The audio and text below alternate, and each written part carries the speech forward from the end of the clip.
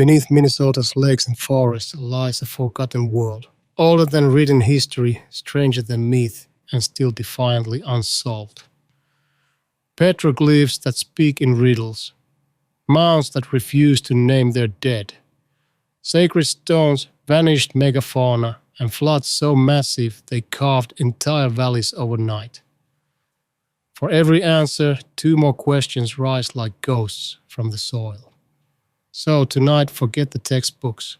We're diving into 33 ancient enigmas science still can't explain. This isn't folklore, it's fact.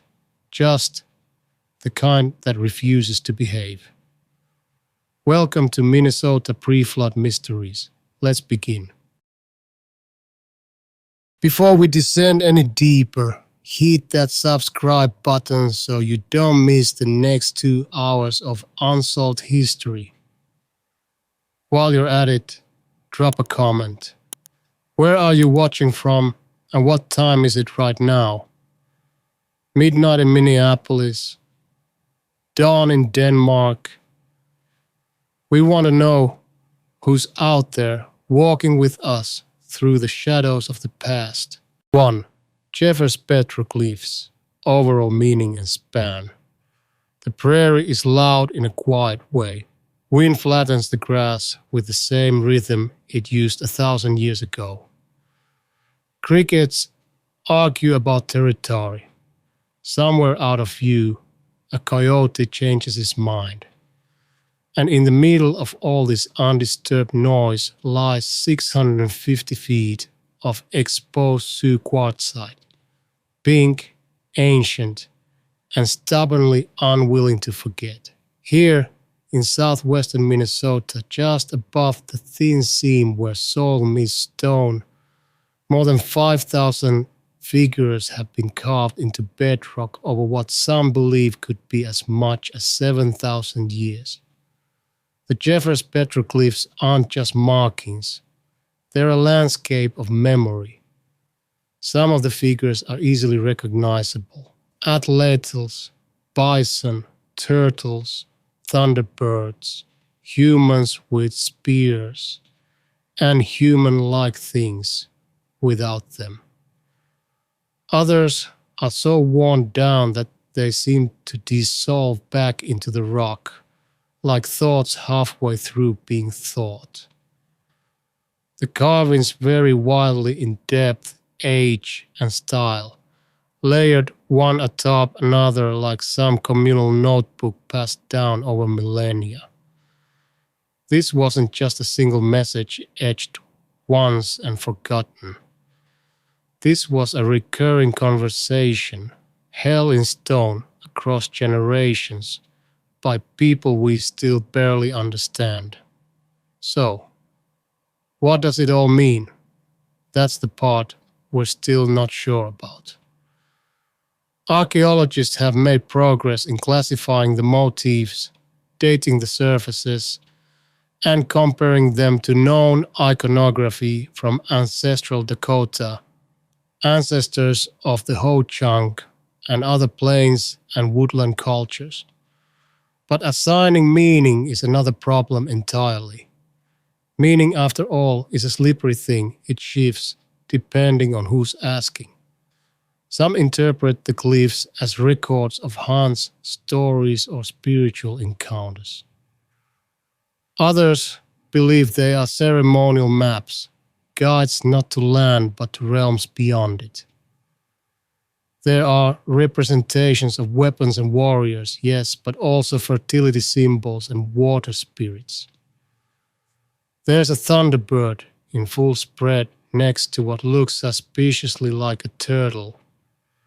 There's a row of parallel lines that might be a tally, or a calendar, or a fence, or maybe none of those. There's a humanoid figure with rays extending from its head. Perhaps a spirit, or a shaman, or just a person with very complicated hair. Dating the petroglyphs isn't any easier. The prevailing theory is that the earliest carvings go back to around 5000 BCE. But how do you date a scratch in stone? There's no organic material in the lines. Instead, researchers look at weathering, lichen growth, and cross-reference the iconography with datable artifacts found in nearby habitation or burial sites. It's like trying to read a library where none of the books are labeled and half the pages are missing. Oh, and the lights are off. The span of use is even more astonishing. Imagine this, a place being carved and recarved, returned to again and again by different cultures over thousands of years. That's not just tradition, that's obsession. That's a place so saturated with meaning that it becomes sacred across cultural lines, a palimpsest not of text but of belief. And yet, for all the carvings, for all the effort, the site wasn't designed for us to understand. This was never meant to be a broadcast. It was private, participatory, and symbolic. Trying to decode it as if it were a museum display is a bit like trying to translate a dream. It wasn't made for explanation, it was made for communion. Still, that hasn't stopped modern researchers, tourists, and mystics from projecting their own narratives onto the stone. Everyone sees what they want to see. A hunter sees a hunting manual. A priest sees a sacred script. A kid sees a really cool lizard. But the true meaning remains elusive, not because it's lost, but because it was never singular. The Jeffers petroglyphs weren't carved by one people with one voice. They were left behind by many, all speaking in different dialects of mystery. And what holds them together isn't the content of the carvings, but the fact that they were carved at all. A compulsion to mark the land to say, I was here and this mattered. That urge doesn't vanish with time, it just changes tools. And speaking of tools, some believe the petroglyphs do more than tell stories. They might also measure the sky. They might, in fact, predict it. Because if there's one thing the prairie doesn't forget, it's where the sun goes next. 2. Jeffers, astronomy or not. Every year, just after the longest night or just before the longest day, a small crowd gathers on the pink stone spine of southern Minnesota's prairie. They stand in silence, some wrapped in Pendleton blankets, some in Gore-Tex, staring toward the horizon as the first sliver of sun rises. And then, right on cue, it happens. Sunlight slants across the quartzite and lands exactly on a carving. Or at least, that's how the story goes. The idea that the Jeffers petroglyphs aren't just ceremonial, but celestial, that they encode a kind of ancient observatory, has been floated, celebrated, and debated for decades. Park rangers give solstice tours with laser pointers and interpretive handouts. Amateur archaeoastronomers plot alignments and share diagrams on forums. Elders, scholars, and skeptics alike step forward with cautious agreement or polite caution. But here's the real kicker. No one actually knows for sure.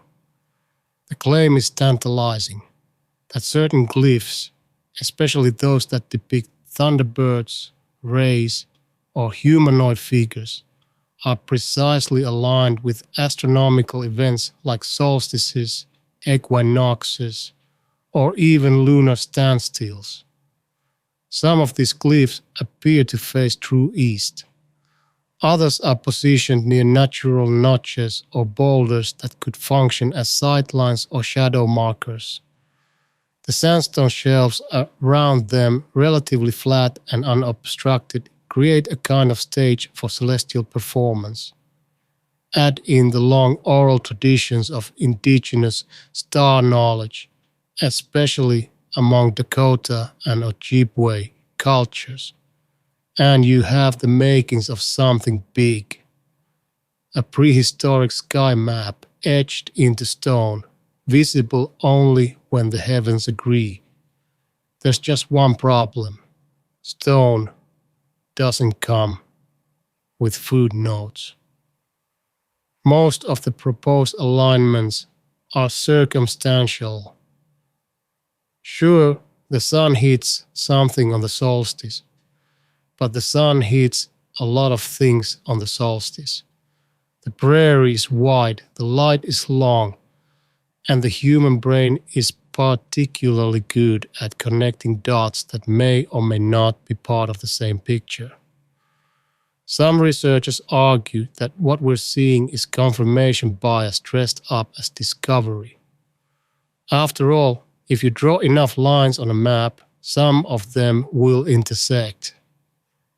And if you're standing on an ancient ceremonial site with the phrase sky calendar bouncing around your head, you're likely to find evidence of one, whether it's really there or not. But this isn't just about geometry. It's about time. And not just linear time, but lived time, ceremonial time. For cultures that saw no hard separation between the land, the sky, and the spirit world, marking a solstice wasn't an act of scientific precision. It was an act of belonging. If the sun passed over a carving at a certain moment, that moment wasn't significant because it proved astronomical knowledge. It was significant because someone stood there and watched it. Again, and again, and again. The idea of Jeffers as an observatory makes emotional sense. Carvings are intimate, yet exposed, isolated, yet central. To stand there at dawn surrounded by 7,000 years of rock stories is to feel the weight of 1,000 solstices pressing down. Whether or not it was meant to be an observatory, it feels like one. And sometimes that feeling is enough to keep a theory alive far beyond its evidence. Still, some alignments are hard to dismiss entirely. One thunderbird carving appears to catch the first light of the summer solstice almost surgically, wings glowing as the sun crests the edge of the prairie. Another symbol believed to represent a spirit or guardian appears to point due west, in the direction of sunset on the equinox. These could be coincidences, or they could be engineered moments of spiritual theater designed to synchronize human attention with the rhythms of the cosmos. Even more compelling is the cultural context. The Dakota, Lakota, and Anishinaabe have deep-rooted star knowledge traditions, including stories of constellations that map not just the sky but the seasons, migrations, and ceremonies. To them, the sky isn't separate from the earth. It's the same story, just told upside down. So maybe the carvings weren't designed to predict the stars. Maybe they remembered them. In the end, the question isn't whether Jeffers was an observatory in the modern sense. The question is what happens when we stop asking whether something is science or religion or art and start asking why someone would return to the same rock generation after generation just to leave a mark. Maybe it wasn't about measuring the sky at all. Maybe it was about keeping the sky company. Because Jeffers is more than a petroglyph site. It's a place where stone met starlight and where people kept showing up to watch what happened next. And they weren't just looking up. They were looking around, to the springs, to to the stones to the boulders, shaped like serpents and trails. Because the carvings didn't stop at the rock, they spilled out into the land. If you're still here, you're exactly the kind of person this channel is made for. Go ahead and subscribe so you don't miss what's coming next. It only gets stranger from here. And tell us in the comments, where in the world are you watching from and what time is it right now? We're building a timeline of insomniacs, night owls, and mystery addicts. 3. Jeffers landscape features, petroforms, springs. The carvings at Jeffers are only part of the story. The stone gets all the attention. Naturally, it's hard to miss a 650-foot slab of pink quartzite covered in ancient markings. But the surrounding landscape might hold just as many secrets. It's what researchers call context. And at Jeffers, the context is full of strange arrangements. Boulders that don't belong, faint lines traced by stones across the grass, and springs that emerge from nowhere and go almost as quickly. None of it screams for attention, but all of it whispers the same thing. This place was more than pictures on a rock.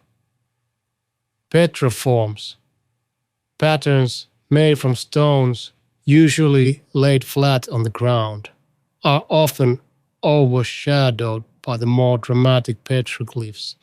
But in many indigenous traditions, they served a ceremonial function just as important. These weren't random piles of rock.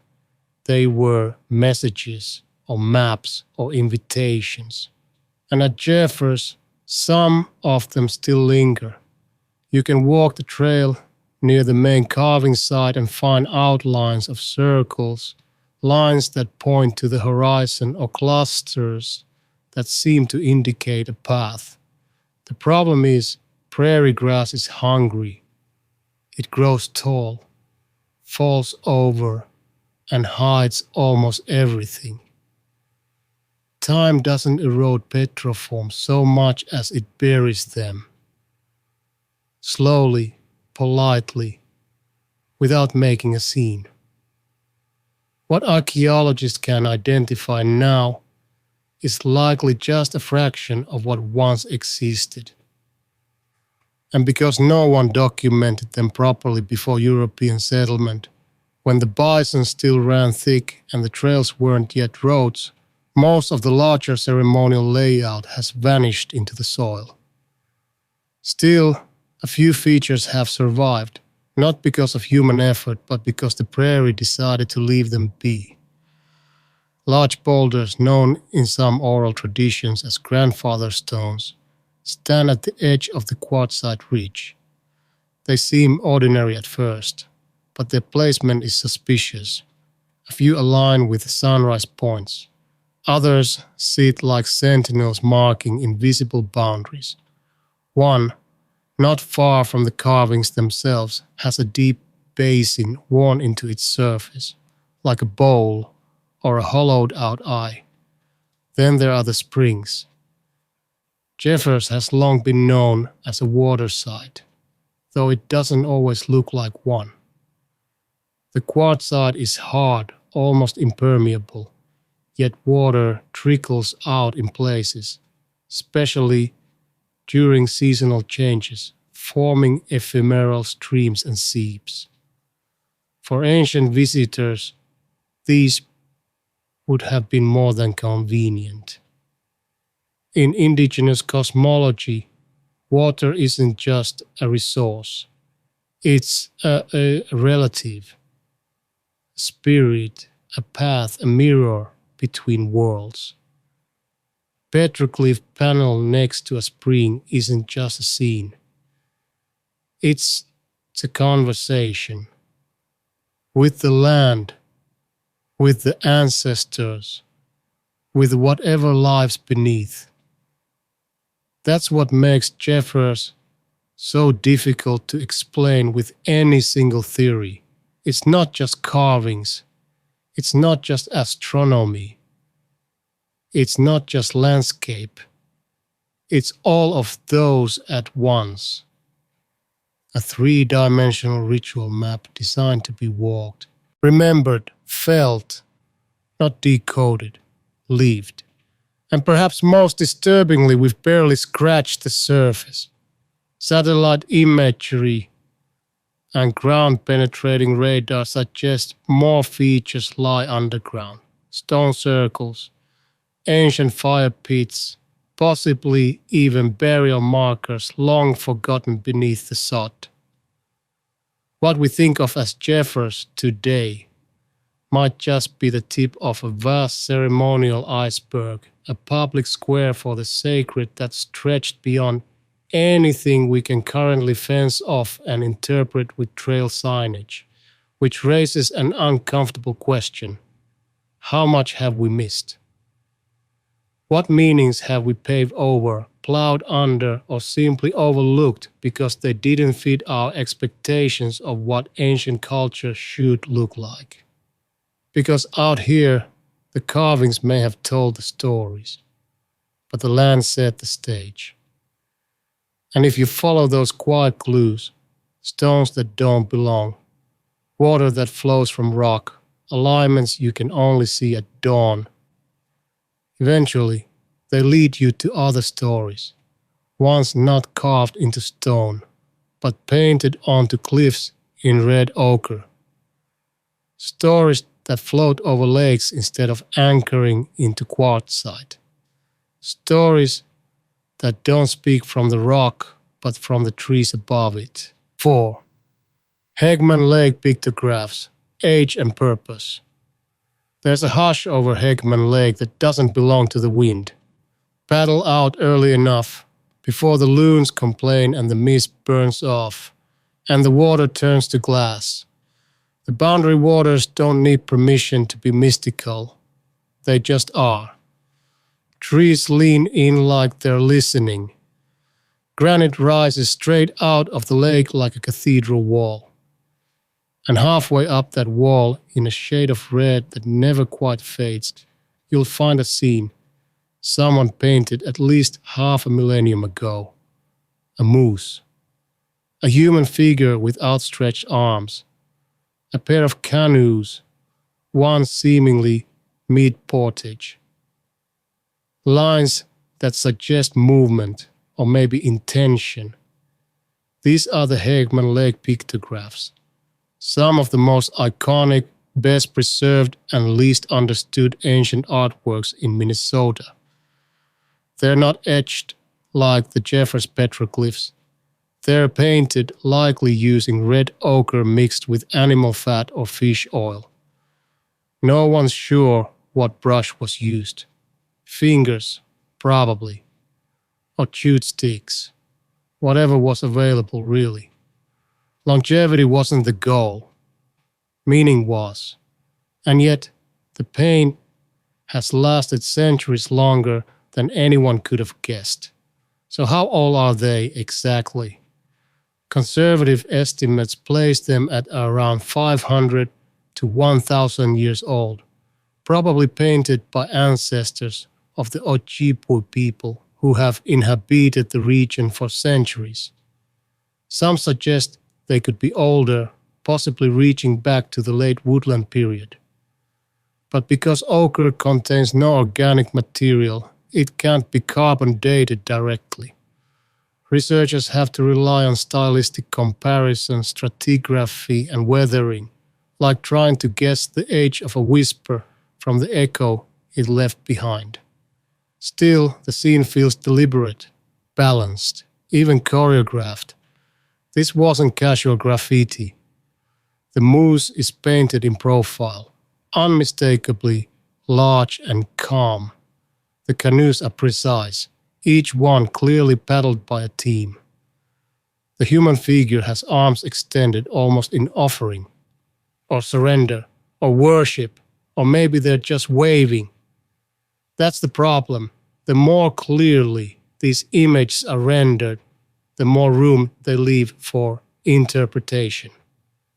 Some scholars argue it's a hunting scene, meant to honor the spirit of the moose or guide a successful kill. Others see a spiritual journey, perhaps a vision quest, with the central figure representing a shaman or dreamer navigating the boundary between worlds. The rock face, after all, isn't just a canvas, it's a veil. In many indigenous traditions, cliffs and stone walls are portals, places where the human and the spirit worlds briefly overlap. Painting there wasn't just decoration, it was negotiation. There's a quiet genius in how the pictographs interact with the environment. The rock face is only visible from certain angles on the lake. The light hits differently depending on the season.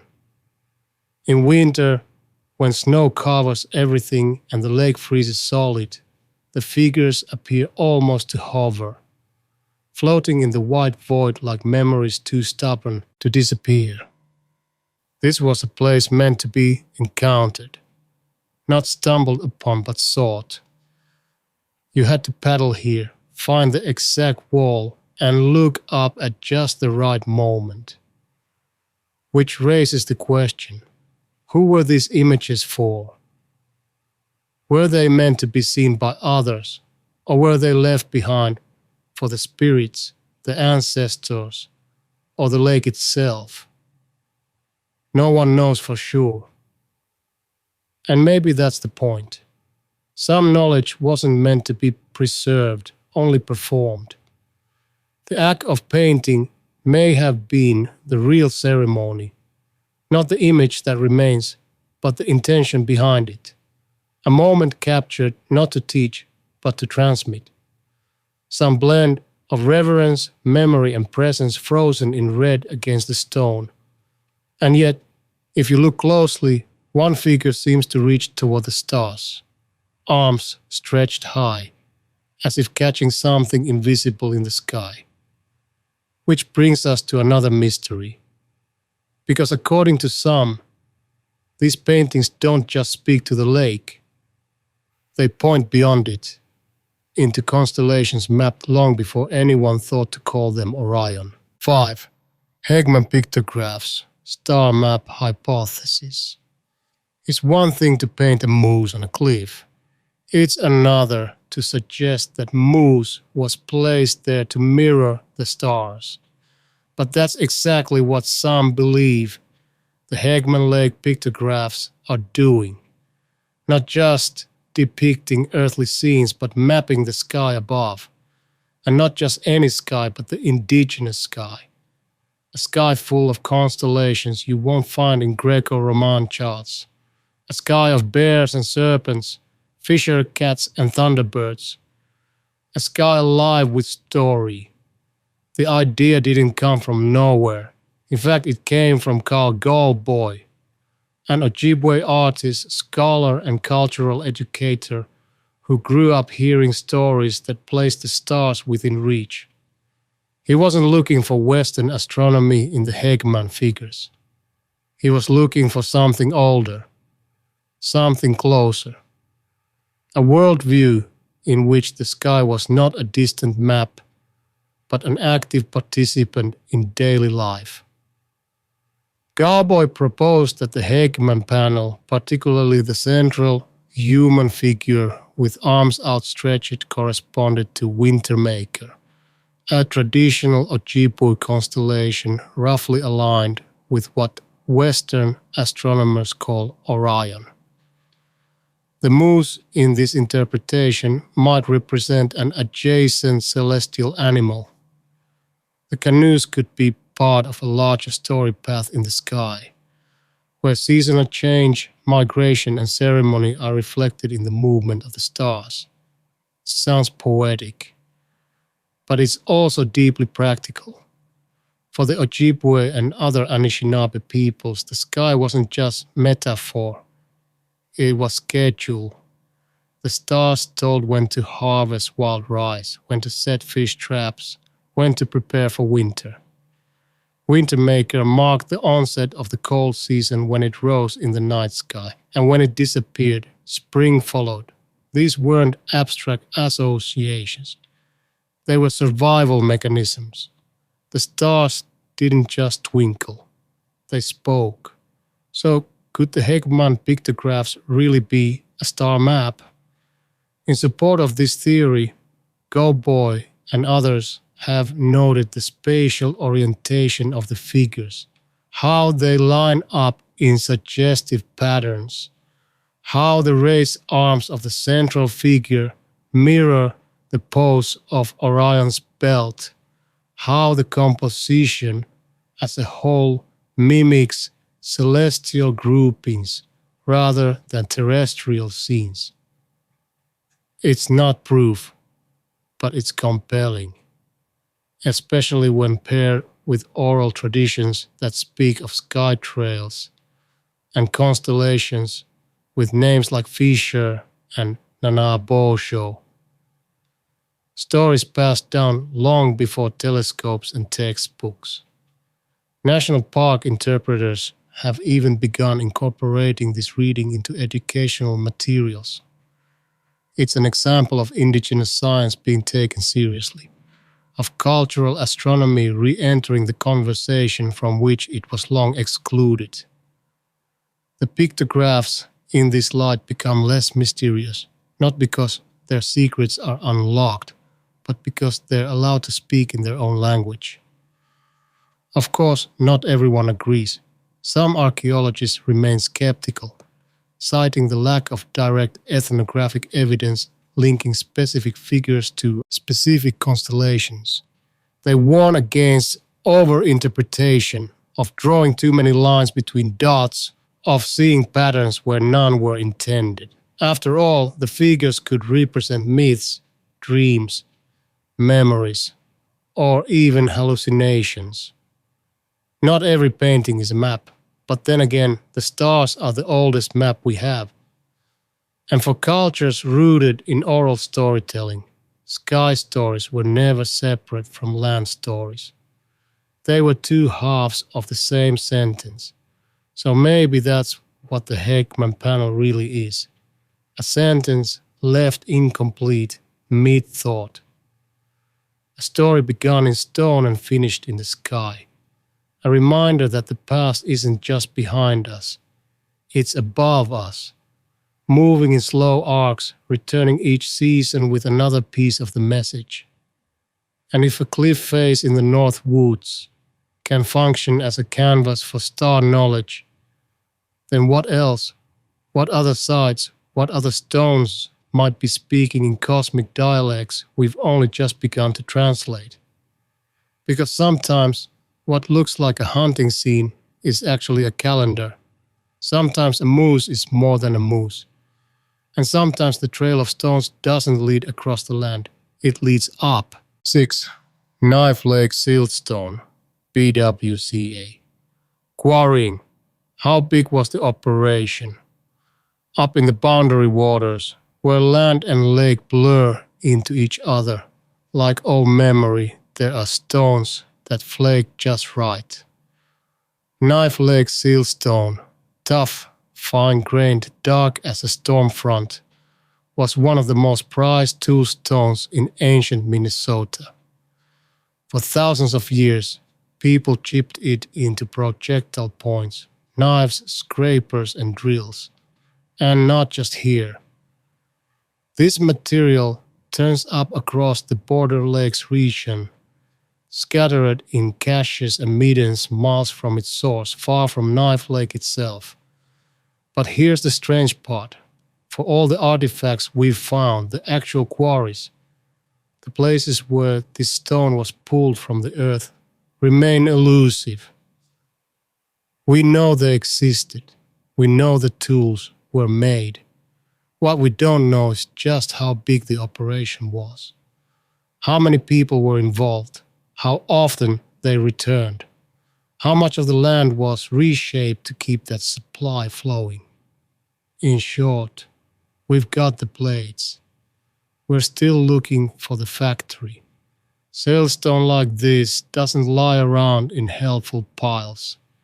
It forms in bands, often in hard-to-reach outcrops, usually near water, but not always easy to spot. Quarrying it meant more than grabbing a rock and smashing it. It required knowing the stone, testing its break, understanding how it fractured under pressure. You didn't just take a chunk and hope. It had to be reduced carefully, split along grain, flaked in stages, often at the source before being carried away. This means the quarrying process wasn't casual. It was skilled labor, maybe even ritual labor. You don't develop that kind of expertise overnight. And you don't trek into remote, insect-thick wilderness with birch bark canoes just to chip at bad rock. You go because you know the place, because your grandparents knew the place, because someone taught you where to dig, what to keep, and what to offer back to the land when you were done. That's what makes the scale so puzzling. Some archaeologists believe Knife Lake Siltstone was part of a seasonal cycle. People coming in during specific months, quarrying in bursts, moving on. Others argue for longer-term use, perhaps even dedicated quarry camps with semi-permanent infrastructure, fire pits, shelters, workstations. But physical evidence of these is sparse. Weather, regrowth, and time have buried most of the trails. Every now and then, though, something surfaces, a scatter of flakes on a lake shore, a partially finished point caught between reduction stages. Once even a chipping station, a place where someone sat knees crossed, methodically breaking stone into purpose. These small finds suggest something bigger, a network of extraction and skill spread over centuries. But the whole picture still hasn't resolved. It's like finding shavings and knowing there was a sculpture, but not where it stood. And then there's the ecological aspect. Quarrying this deep in the boreal forest meant interacting with an already complicated system. Seasonal bugs, changing water levels, bears, storms, travel risks. The quarry wasn't just remote, it was risky. And yet, people came. Again and again, risking time, energy, even safety for a material that shaped their lives and quite literally their survival. Which forces us to ask, why Knife Lake? Other materials existed closer to major habitation zones. Was it the quality of the stone, the reliability of the outcrops, or something deeper? Ceremonial access, spiritual connection, ancestral responsibility. Because here's the catch. Some of the flakes found at Knife Lake matched tools found hundreds of miles away. That means this wasn't just a local toolkit. It was part of a network. And those tools didn't move on their own. If we can figure out how much was quarried, how often, how intensely, we might get closer to understanding the human rhythms that shaped the ancient North. Not just who lived there, but who traveled, who traded, who returned. And those trade paths, they stretch farther than you think. Because the story of the stone doesn't end at the quarry. It keeps going, outward into new hands, new places, new purposes. 7. Knife Lake Siltstone distribution. How far did it travel? You don't carry a rock hundreds of miles unless it matters. Knife Lake Siltstone isn't flashy. It's not glittering quartz or sacred catlinite. It's dark, dense, and sharp-edged, more practical than beautiful. But in the world before iron, that was beauty. And the tools made from this stone didn't stay put. They traveled, quietly, methodically, across rivers and portages, into camps, burials, and toolkits far beyond the canoe routes of northeastern Minnesota, which leaves us staring at the same question that haunts so many prehistoric mysteries. How? How far did this stone really go? The short answer is farther than anyone expected. Artifacts made from Knife Lake Siltstone have turned up across a wide swath of the upper Midwest, scattered throughout the boundary waters, spotted in northern Wisconsin, even reaching into the Red River Valley and parts of Ontario. And they're not just sitting in caches, they're in places of use. They show up in butchered animal sites, fire pits, and village middens. In other words, this wasn't exotic decor. It was essential infrastructure. To track the spread, archaeologists rely on lithic sourcing, analyzing the microscopic composition of stone artifacts to match them with known quarry sites. Knife Lake Siltstone has a signature. A subtle one, but distinct enough, fine-grained with specific mineral inclusions and a texture that separates it from, say, Grand Meadow chert or local glacial erratics, like a fingerprint but geological. Once that fingerprint was identified, it started showing up in surprising places, not in huge numbers but consistently enough to suggest regular exchange. And this exchange wasn't haphazard. It followed routes, canoe highways along lakes and rivers, overland portages across the Laurentian Divide, ancient footpaths later traced by explorers and railways alike. These were the same arteries that moved people, stories, seeds, and ceremonies. So, who was moving the stone? That part's trickier. We don't have shipping logs. What we have are clues, the distribution patterns, the types of sites where siltstone shows up, the technological complexity of the tools. And taken together, they hint at something more organized than casual trade. There may have been specific groups or even specific individuals who served as brokers, middlemen, or stewards of the stone. Not merchants in the capitalist sense, but facilitators of exchange, trusted across cultural lines. People who knew how to navigate both geography and relationships. And what was traded in return? Likely not just goods, but information, alliances, ritual obligations, maybe wild rice, maybe copper, maybe stories. In a world without borders, value wasn't fixed.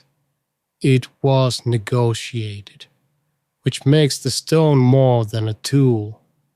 It's a message, a durable, portable piece of a vast communication system stretching across ecosystems and languages. And like any message, its path tells you almost as much as its content.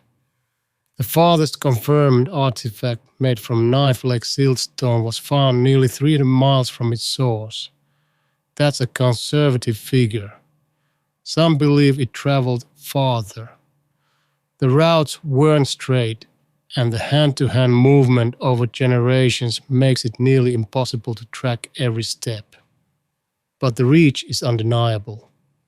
This raises an unsettling possibility that the world of prehistoric Minnesota was far more connected than we've been taught to imagine. That the forests we now think of as wild and empty were once part of a living, humming network of travel, trade, and talk. That isolation is a modern fiction we've retroactively imposed on the past. Because for Knife Lake Siltstone to travel that far, people had to meet. They had to share languages, rituals, and trust. They had to know which stones mattered, and more importantly, why. And while some cultures left behind mounds, temples, or monuments, these people left something subtler, a line of stone points stretching outward across time and terrain, each one a silent ambassador of its origin. And as we follow that trail of tools, we begin to see that not all sacred places were ceremonial centers. Some were hidden outcrops, visited seasonally, guarded quietly. Like a quiet hill in the southeast where another stone, chert, not siltstone, fed an entirely different network just as mysterious. 8. Grand Meadow Chert Quarry, Ownership and Trade Webs. In southeastern Minnesota, the land changes character. The dense boreal forest gives way to rolling bluffs and fertile river valleys, and the stone beneath your feet turns from dark silt to something warmer, buff-colored, waxy, and sharp. This is Grand Meadow Chert, and for at least 9,000 years it was among the most coveted tool stones in the region. Unlike Knife Lake Siltstone, which required a multi-day canoe journey deep into the North Woods, Grand Meadow Chert was conveniently located.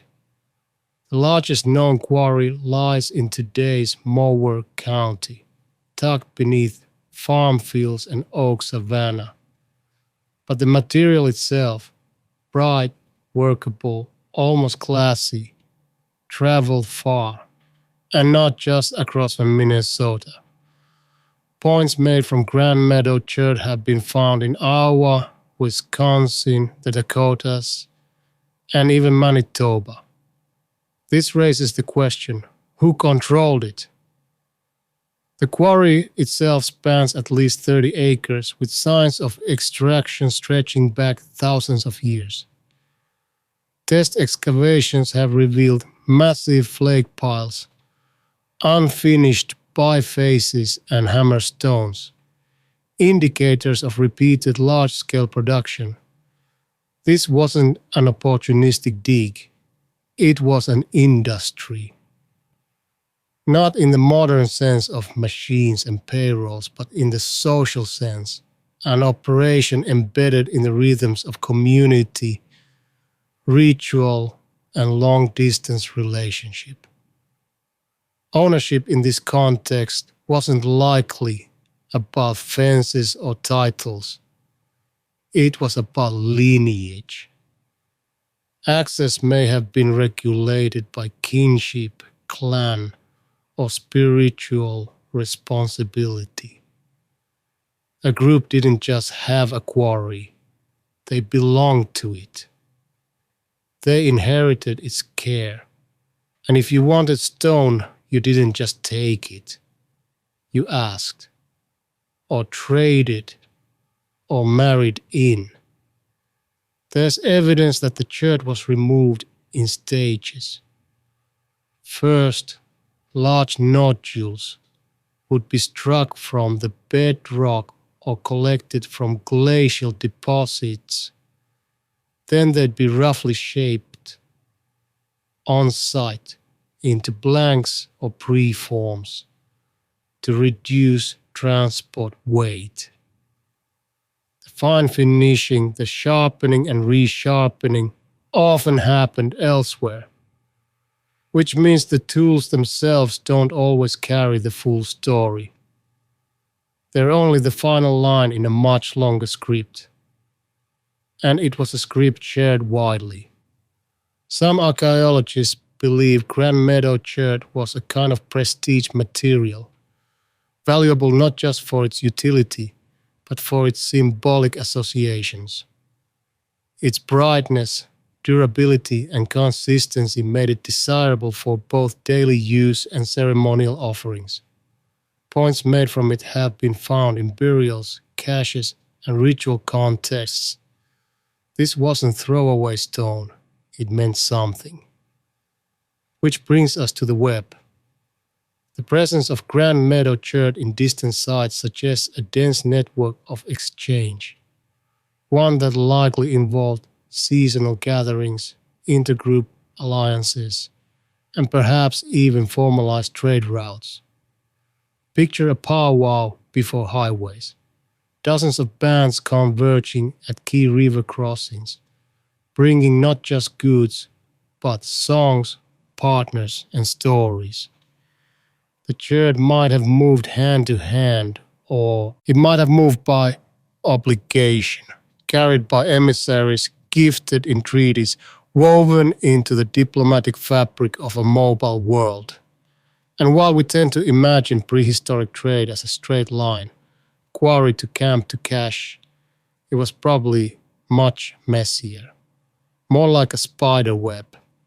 Threads moving in all directions, held together by relationships we can no longer see, but occasionally infer from the stubborn presence of a familiar stone in an unfamiliar place. Even today, the Grand Meadow quarry isn't fully excavated. Most of it lies dormant beneath private land, shielded by crop rows and silence. And maybe that's part of the mystery. For a site that once buzzed with activity, it's gone eerily still. The echoes of napping and negotiation replaced by the hum of tractors and the quiet drip of groundwater through limestone. But the artifacts still speak. Every arrowhead found hundreds of miles away is a breadcrumb pointing back to this place. A whisper of a handshake, a deal, a ritual long forgotten but not erased. And if the Grand Meadow quarry served as a hub in this network, then what stood at the outer edges? What did the distant ends of the trade web look like? In the far north, one answer rises up out of the forest floor, taller than the trees, stranger than expected, and shaped like something that probably shouldn't be made of dirt. 9. Rainy River's Grand Mound. What exactly is the effigy? Near the Canadian border, where the Rainy River cuts a slow, deliberate line between countries, there's a place where the land swells in a way it probably shouldn't. It looks like a hill at first glance, long, low, and natural. But if you step back and then further back, it begins to change shape in your mind. It stops being just a bump in the earth. It starts to resemble something made, something alive. This is Grand Mound, the largest known prehistoric earthwork in Minnesota, and one of the most enigmatic in the entire upper Midwest. Roughly 25 feet tall and 140 feet long, it stretches out along the riverbank like a creature in mid-motion. Some believe it was shaped like a muskrat, complete with a tail that extends nearly 200 feet. Others see a stylized serpent, or a canoe, or a reclining figure. The truth is, we still don't know what it's supposed to be. But whatever it wasn't an accident. The mound was built over 1,000 years ago, likely by ancestors of the indigenous peoples who still live in the region today, possibly the Laurel or Black Duck cultures, both of whom constructed burial and ceremonial mounds throughout the Rainy River watershed. But Grand Mound is different. It's not just big, it's deliberate. The shape, the orientation, the location, all of it seems to be part of a larger symbolic system we haven't fully cracked. And the mystery deepens the closer you get. Excavations in the 20th century revealed multiple burials within and around the mound, some dating as far back as 200 BCE. But this wasn't just a burial site, it was a ceremonial landscape. Smaller mounds nearby suggest a broader complex, processional paths, gathering spaces, maybe even platforms for rituals we can only guess at. The layout hints at cosmology, astronomy, myth, but we're missing the key. We're trying to read a language that left behind no alphabet. Then there's the tail. Running westward from the main mound is a long, low berm, narrow, tapered, and unsettlingly precise. If Grand Mound is an effigy, the tail becomes the most distinctive feature. Some have argued it marks the setting sun at the equinox. Others suggest it was a ceremonial walkway or a symbolic boundary between life and death. Still others think it points towards something, a river crossing, a constellation, memory only the builders would have understood. When the Minnesota Historical Society closed the site to the public in 2007, citing concerns about protecting its sacred nature and respecting indigenous wishes, it added another layer to the mystery. You can't visit Grand Mound casually anymore. You can't walk its length or stand on its summit. You can only observe it from afar, or imagine it through aerial photographs, like trying to study a cathedral through a stained glass keyhole. And maybe that's fitting, because Grand Mound resists our frameworks. It doesn't easy metaphors. It doesn't perform for archaeology. It looms. It suggests. It waits. In some Dakota stories, the muskrat is the humble hero of creation, the one who dove deepest into the water to bring up the mud that formed the world. If Grand Mound is a muskrat, then it's not just a tomb. It's a beginning. And beginnings have gravity. They draw things in. In this case, they drew more mounds, dozens of them, scattered like punctuation along a 90-mile corridor of river and forest. A sacred road whose meaning has thinned but never fully disappeared. Because once a landscape starts speaking, it rarely does so alone. 10. Rainy River Mound Chain. Why this 90-mile corridor? Stand on the banks of the Rainy River at sunrise and the world feels arranged. Not random, not accidental, arranged. The river runs from east to west, glittering with an almost theatrical indifference, while the land on either side rises gently into long, grassy humps that don't quite look natural, because they aren't. These are mounds, some conical, some linear, some barely visible beneath the trees, and they're not just scattered randomly across the landscape.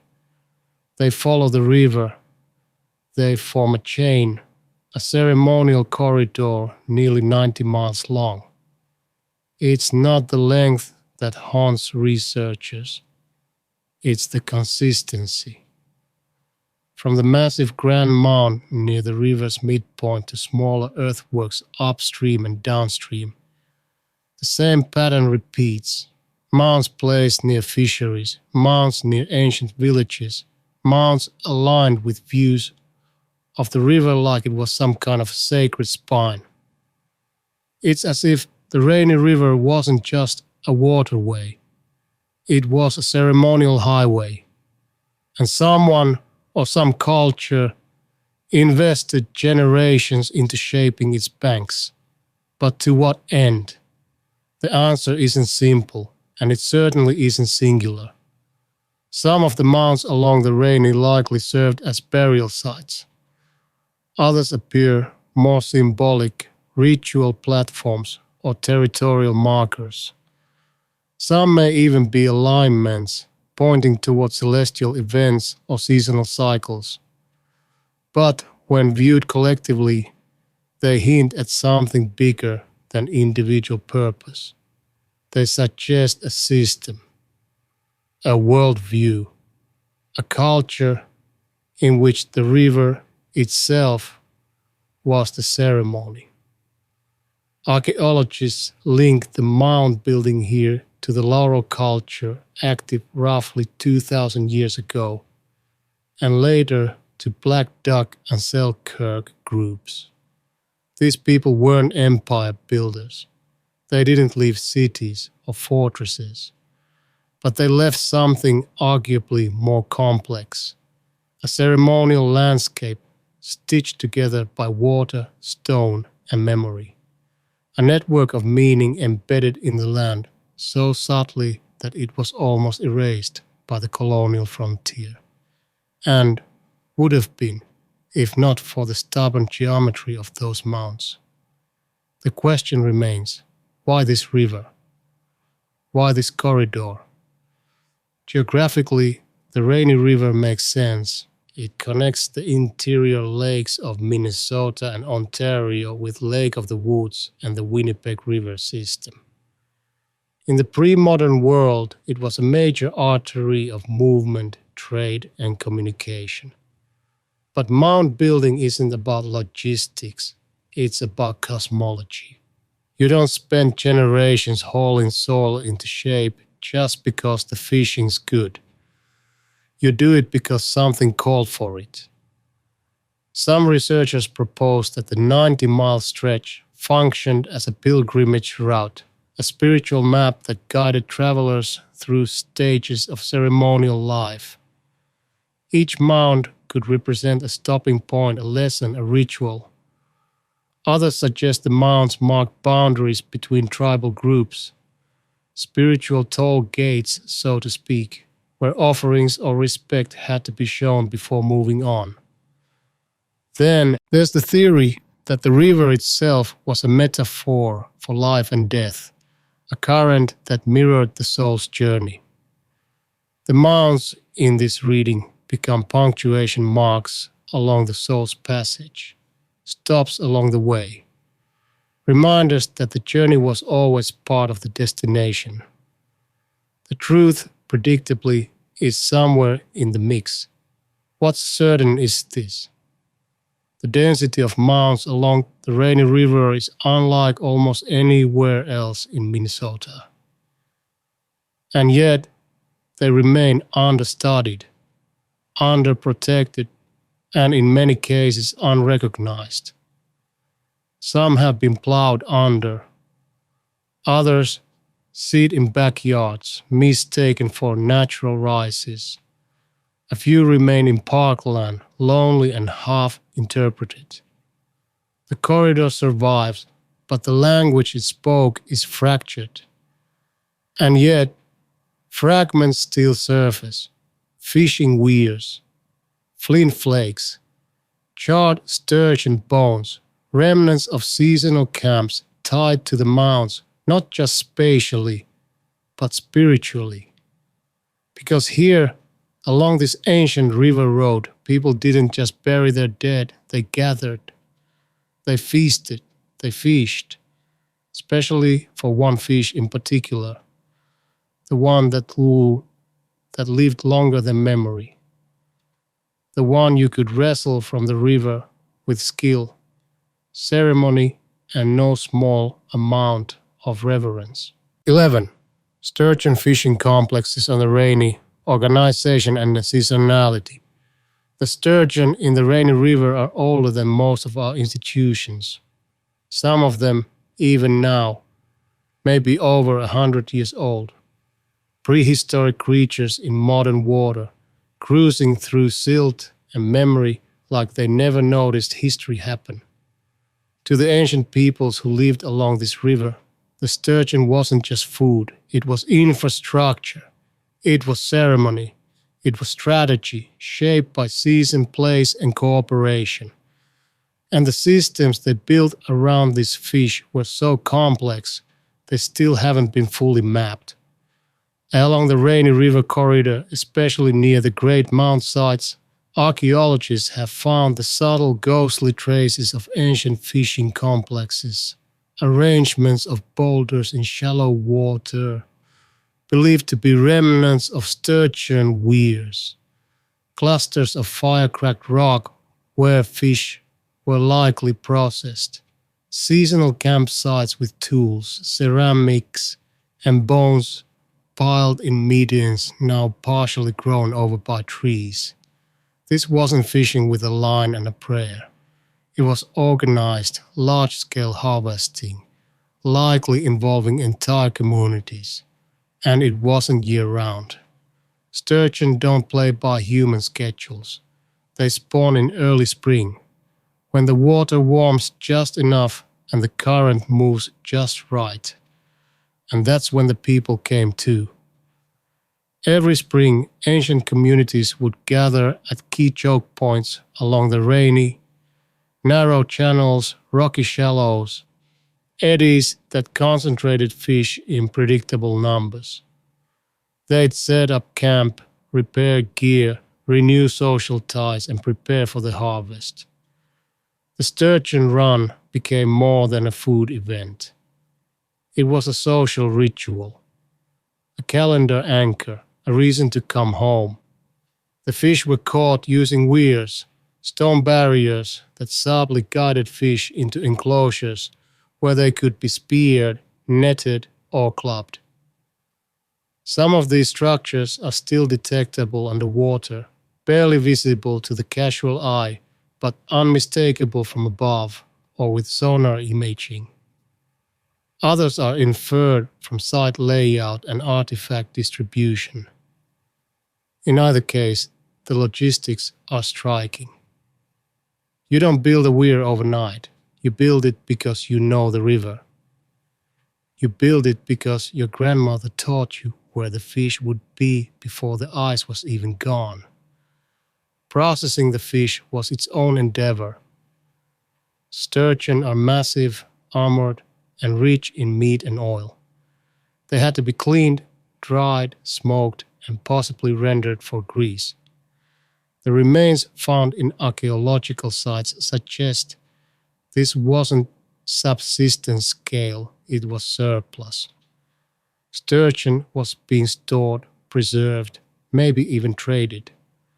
And that implies planning, roles, division of labor, possibly leadership.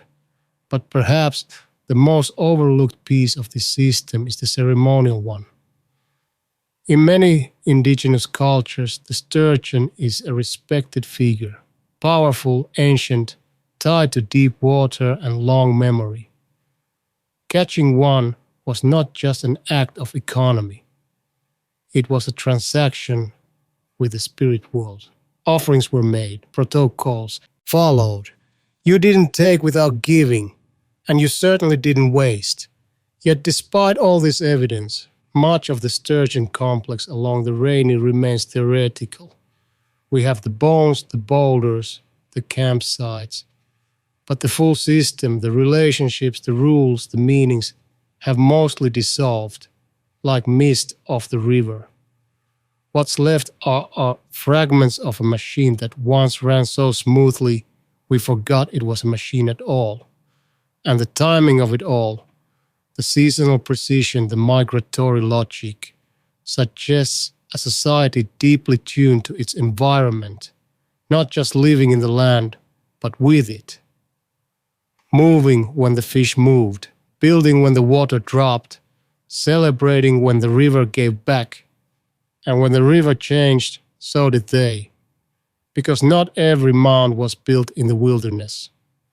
Some sat on bluffs overlooking what would one day become a city that would grow up around them, over them, and in some cases, through them. 12. Indian Mounds Regional Park, St. Paul. Full record still incomplete. If you drive east out of downtown St. Paul and climb the bluffs above the Mississippi, you'll eventually reach Indian Mounds Regional Park. It's a public space now, picnic tables, interpretive signs, paved trails, but it wasn't always this way. Long before there was a skyline or a state or a street grid, this bluff was a place of ceremony, a high ground not just geographically but spiritually, a site chosen for its view, its light, its silence. And it still holds something beneath the grass. The mounds here, at least 6, remain visibly intact, are part of one of Minnesota's oldest and most historically vandalized archaeological sites. The Dakota call this place Kaposia, and oral histories connected to their ancestors' ceremonies, burials, and migrations. Yet for all that significance, the full archaeological record of the Indian Mounds Park site is deeply incomplete, scattered, disturbed, and in some cases deliberately erased. Early European settlers were quick to notice the mounds, and equally quick to misunderstand them. By the late 1800s, mound excavation had become a genteel hobby for local antiquarians and amateur archaeologists, who, lacking any sense of cultural or spiritual boundaries, opened up burial mounds like cabinets. They removed human remains, grave goods, and ceremonial objects for museum display or personal collection. They did so with little documentation and even less respect. By the time the Minnesota Historical Society stepped in to protect what remained, most of the original mound group was already gone. Estimates suggest that as many as 30 mounds once lined this bluff. Today, fewer than a dozen are even partially preserved, and most of those have been altered, flattened, reshaped, or reinforced to withstand modern park usage. What's left is a ghost of the original landscape, but even a ghost can whisper. The mounds that do remain still reveal important clues. Excavations from the early 20th century, some more ethically questionable than others, documented burial practices that included extended and flexed body positions, the use of red ochre, and offerings of tools, pottery, and animal bones. The materials suggest a woodland period origin, possibly linked to the Hopewell-influenced cultures that flourished in the region from around 200 BCE to 500 CE. But it's the variation that fascinates archaeologists. Not all the mounds were built at once. They appear to have been added over centuries, sometimes modified, sometimes reused. That points to long-term ceremonial significance. This wasn't a one-time cemetery. It was a place of return. And the view overlooking the Mississippi and what would one day become the Twin Cities was part of the message. You could see for miles. The river below wasn't just a highway, it was a boundary, a reflection, a presence. To bury someone here was to place them between worlds, above the water, beneath the sky, inside the story. And yet, that story is now mostly reconstructed from fragments, field notes, museum artifacts, oral history, and a few stubborn mounds that somehow resisted development. The record is incomplete not because people stopped remembering, but because they weren't allowed to keep remembering in public. Which leaves us with a haunting irony. The very mounds built to preserve memory are themselves half erased. Still, they connect, not just physically along the river, but conceptually, through echoes of similar mound building traditions further down the valley. Sites now lost to development, whose stories survive only in second-hand sketches and half-buried newspaper reports. Because just upstream from St. Paul, another stretch of sacred terrain once held clues to Minnesota's forgotten past, and like so many others, it's mostly gone now. 13. Minnesota River Valley Mounds, Bloomington area. What was lost? Travel upstream from the Mississippi into the Minnesota River Valley, and you enter a landscape that once teemed with ceremonial life, long before it was a suburb, before it became a tangle of highways, strip malls, and airport traffic. In the stretch between Bloomington and Mendota, the river banks once held dozens, perhaps hundreds, of indigenous mounds. Long, conical, linear, carefully placed along ridges, meadows, and river terraces. Today, almost none remain, and the reason is as simple as it is brutal. We paved over them. In the 19th and early 20th centuries, settlers looked at the land and saw potential. Railroads, farms, roads, housing. The idea that the land itself might already be inhabited by memory, by ritual, by stone was inconvenient.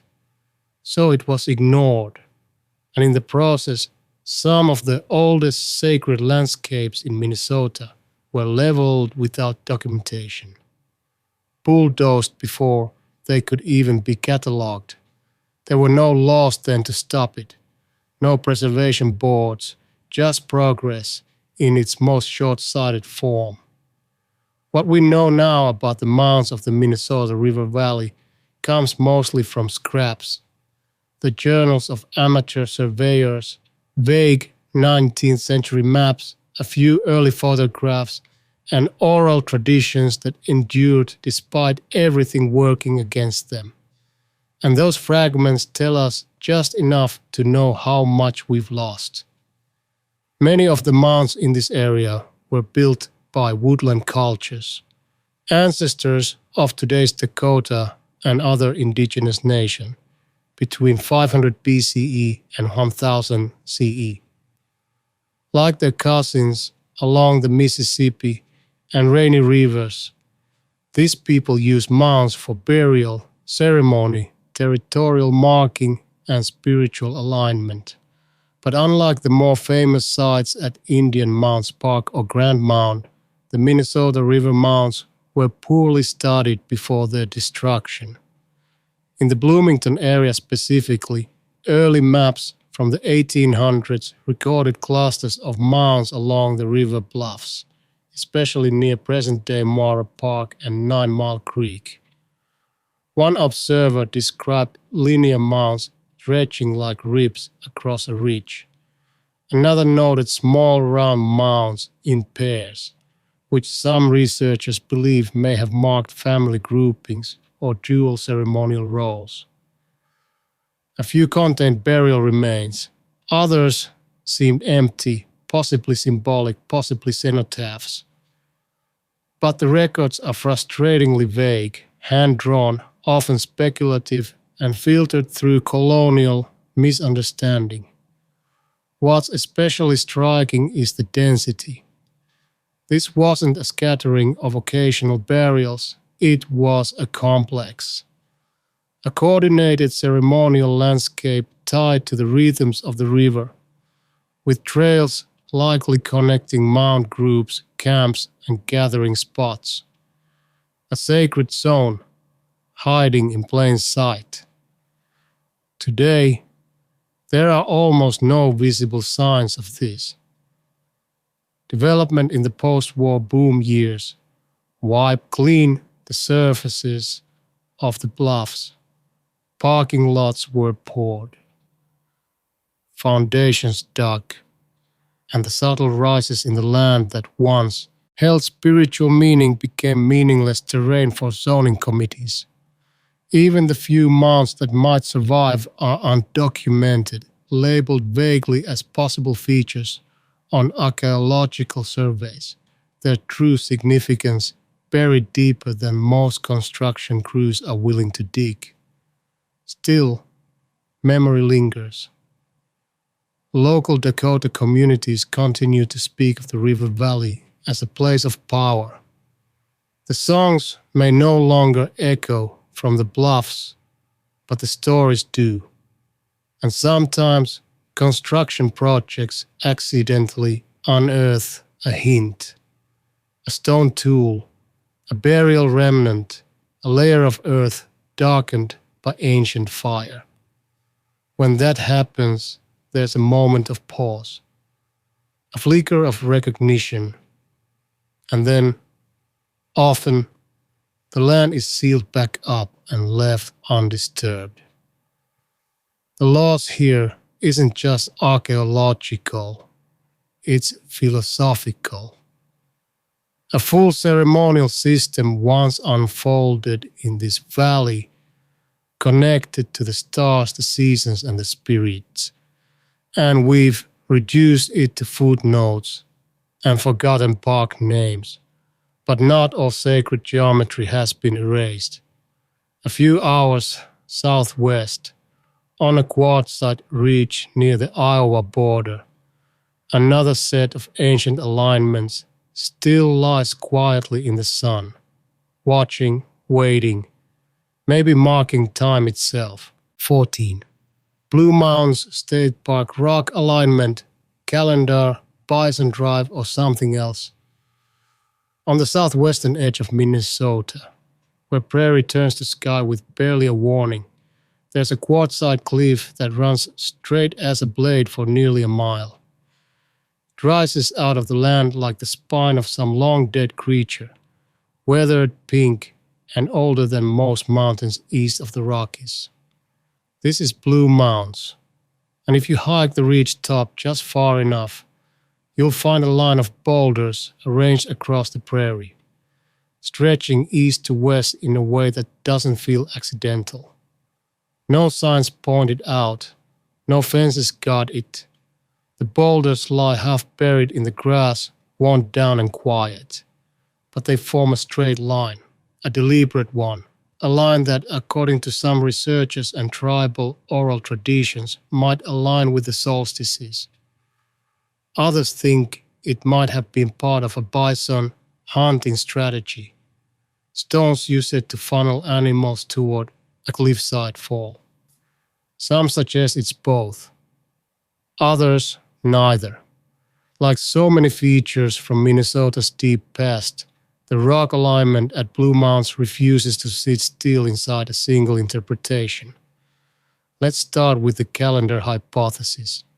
The alignment, at least in part, seems to track the summer solstice.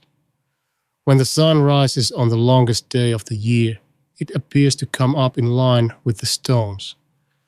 Not perfectly, but close enough to raise eyebrows. For cultures whose lives depended on tracking seasons, knowing when to plant, when to harvest, when to move. Marking the solstice would have been more than a ritual. It would have been a necessity. And placing a solar marker atop a cliff like Blue Mounds makes symbolic sense. From here, you can see for miles. You're above the grass, above the trails, closer to the sky. The idea of watching the sun crest over the prairie from this vantage point has the same ceremonial gravity as Stonehenge or Chaco Canyon, only quieter, less monumental, and more deeply embedded in the earth. But the hunting theory is harder to dismiss. Blue Mounds is one of the few places in the region where the topography actually allows for a cliffside bison drive. Herds once roamed these prairies in vast numbers and coordinated drives where groups of hunters would funnel bison toward a precipice were a known method of communal hunting across the plains. Could the stone alignment have functioned as part of that funnel? Were the boulders guide markers placed over time to subtly channel movement? The challenge, as always, is evidence. The stones don't come with labels. No definitive bison bone bed has been found at the base of the cliffs. No spear points clustered in kill zones. But the land has been used and reused for so long by farmers, by ranchers, by hikers, it's hard to know what may have been erased.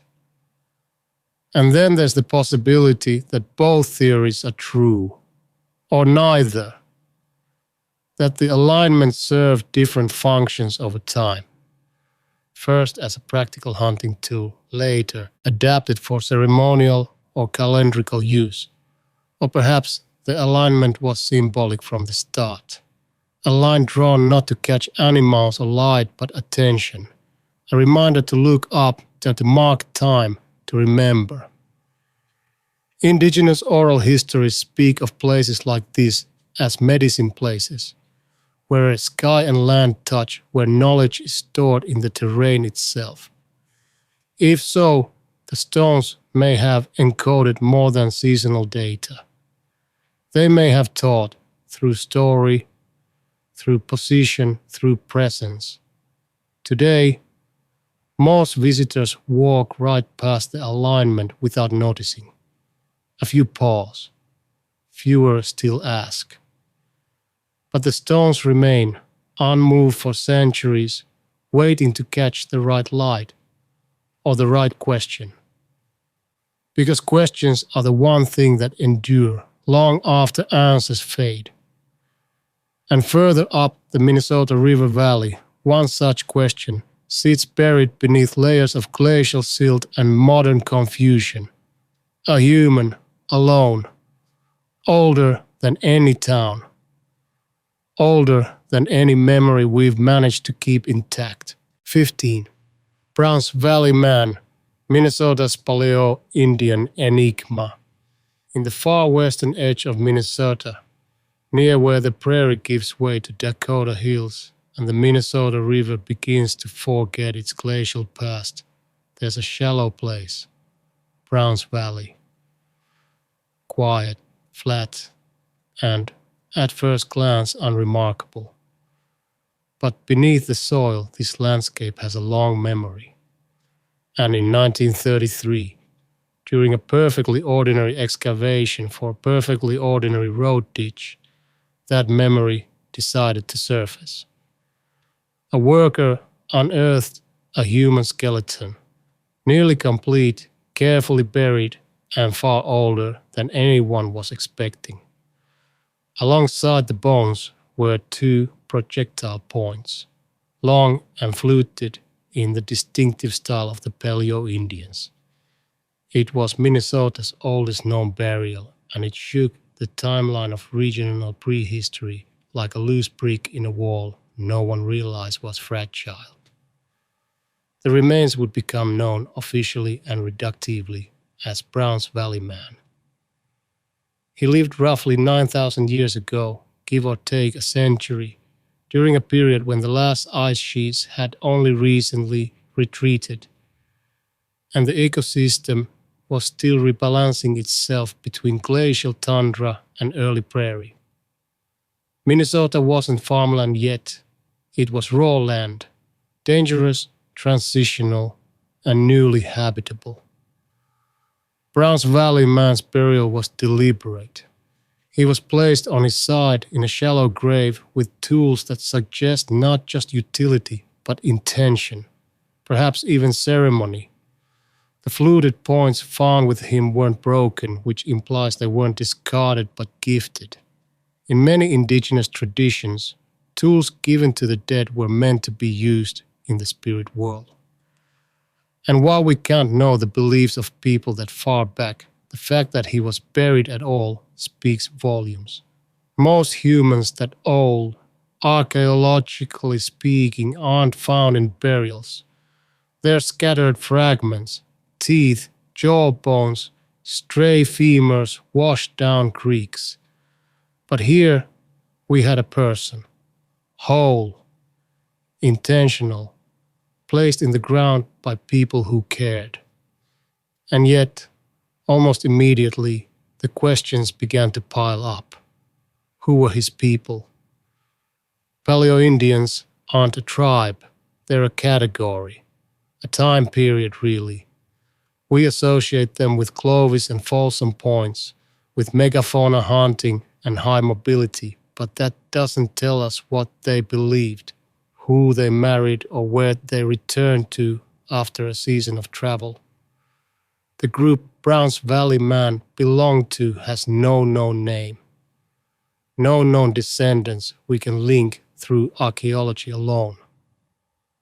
Some researchers have suggested genetic connections to early populations spreading out from the west and south.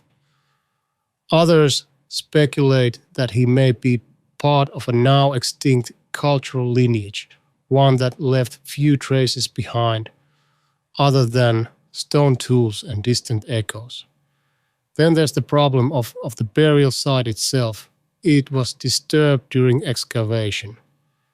The original context, stratigraphy, surrounding soil, associated artifacts, was largely lost in the rush to recover the skeleton, which means we'll never fully know the precise environment in which he was laid to rest.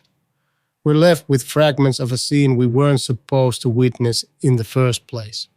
Still, what we do have is sobering. A person who lived and died at a time when woolly mammoths still roamed parts of North America. A human who walked a landscape we would barely recognize, one without cities, fences or highways, but full of motion, adaptation and mythologies lost to time. And while Browns Valley man stands as a lonely figure in the prehistoric record, he is not the only ancient individual found in this state. Further east, beneath a lakeside field near Pelican Rapids, another skeleton emerged from the earth, also old, also enigmatic. But this one carried something with her, something from very far away. 16. Minnesota woman, Pelican Rapids. Trade and identity puzzle. In 1931, a road crew near Pelican Rapids was cutting into the side of a hill when their work abruptly stopped. What they'd struck wasn't stone or ice or glacial debris. It was bone. Human bone. And not just a fragment or two, but nearly an entire skeleton. She was found lying on her side, partially buried in what had once been a glacial lake bed. No grave markers, no visible burial pit. Just silence, sediment, and one strange companion. Clutched near her was a pendant made from a conch shell, a warm water species, Pussycum perversum, native to the Gulf of Mexico. That small artifact cracked the story wide open. Nicknamed Minnesota Woman in the newspapers that followed, this young woman, likely in her late teens or early 20s, immediately disrupted assumptions about how far people traveled, traded, and connected in ancient North America. The initial discovery dated her to roughly 8,000 years ago, placing her squarely in the Archaic period. That alone made her one of the oldest human remains ever discovered in the state. But it was the pendant that raised the most questions. What was a marine shell doing 1,500 miles from the nearest ocean?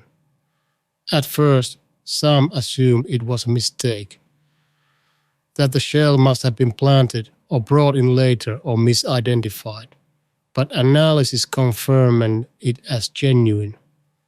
Not just genuine, but shaped, worked into a pendant, likely worn around the neck or carried as a talisman. And that meant it had meaning, not just as decoration, but as a signal of connection to distant people, distant stories. Whoever she was, Minnesota Woman was part of a wider world than we tend to give ancient people credit for. We know very little about her personal life. Her skeleton showed no signs of trauma or obvious cause of death. There's no clear evidence she was intentionally buried. She may have died near the lake and been quickly covered by silt. But even that raises questions. Was she alone? Was she part of a migrating group? Was she left behind, or honored in a way that left no obvious trace? There are no tools buried with her. No hearth, no housing debris. Just the shell. And the shells in many indigenous traditions are not casual objects. They often signify status, spiritual power, or connections to distant places. They appear in burials, bundles, and ceremonies across cultures. So the fact that this pendant was buried with her, not lost, not discarded, suggests it held importance either to her or to the people who may have mourned her. The trade implications are massive. That shell didn't walk to Minnesota on its own. It passed from hand to hand, group to group, possibly over generations, which means that even in the archaic period, long-distance exchange networks were not only functioning, they were flourishing. Goods, stories, relationships, all moving across the continent like threads in a massive web. But there's an added layer to this mystery. Minnesota women's remains were removed, studied, and then hidden from public view for decades. As attitudes toward indigenous heritage evolved, so did the ethics of displaying or even handling such ancient remains. Eventually, like many ancient human remains in the US, they were taken out of circulation, with questions of repatriation and tribal affiliation still unresolved. So now she waits, figuratively and literally. Part of a past we can't fully reconstruct, and a present that still doesn't quite know what to do with her.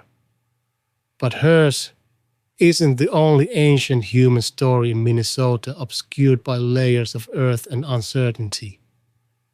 Just downriver, near the Minnesota Valley, a fragment of skull would surface thousands of years later, and with it, the realization that humans have been walking these riverbanks far longer than anyone dared to guess. 17. 8,000-year-old skull from the Minnesota River Valley. Who was he? In 2021, a hiker exploring a dried-up portion of the Minnesota River near Sacred Heart made a discovery that would quietly rewrite another chapter of the state's human history. At first, he thought he'd found a rock. It wasn't. It was a fragment of a human skull. Worn, weathered, unmistakable. The man did the right thing and reported it. Authorities responded. And what followed was a forensic and archaeological unraveling that pushed Minnesota's timeline of human presence back into a murky, poorly understood past. The skull was analyzed by both physical anthropologists and geneticists. What they found was astonishing.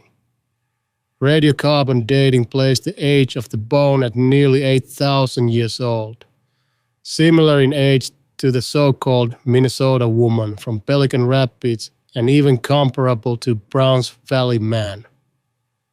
But unlike those earlier finds, this skull didn't come from a burial or a mound. It emerged alone, out of a riverbed. No artifacts, no tools, no context. Just a quiet reminder that ancient humans were here, long before we thought to keep records. He was a young man, likely in his late teens or early 20s. His skull showed signs of natural wear, but no obvious trauma. There were no burial goods, no nearby habitation features, nothing to anchor his life to a specific story. Just bone, water, and time. Yet even a fragment can speak. A DNA analysis of the skull showed that this individual belonged to a population with direct genetic links to modern indigenous groups in North America. That shouldn't have been surprising, but to some it was. The old myth of separate, disconnected prehistoric populations still lingers in popular imagination. But this young man's presence in the Minnesota River Valley all those millennia ago confirms what indigenous nations have long said: we have always been here. So the question isn't just how he died, but how he lived. What brought him to the river? Was it a migration path, a hunting route, a seasonal gathering place? Rivers, after all, were the highways of the ancient world, supply chains, storylines, and survival corridors. He may have lived in a mobile group that traveled from the plains to the forest and back, following herds and seasons. Or he may have been part of a small stable band whose presence along the Minnesota River has long since vanished beneath development, farmland, and sediment.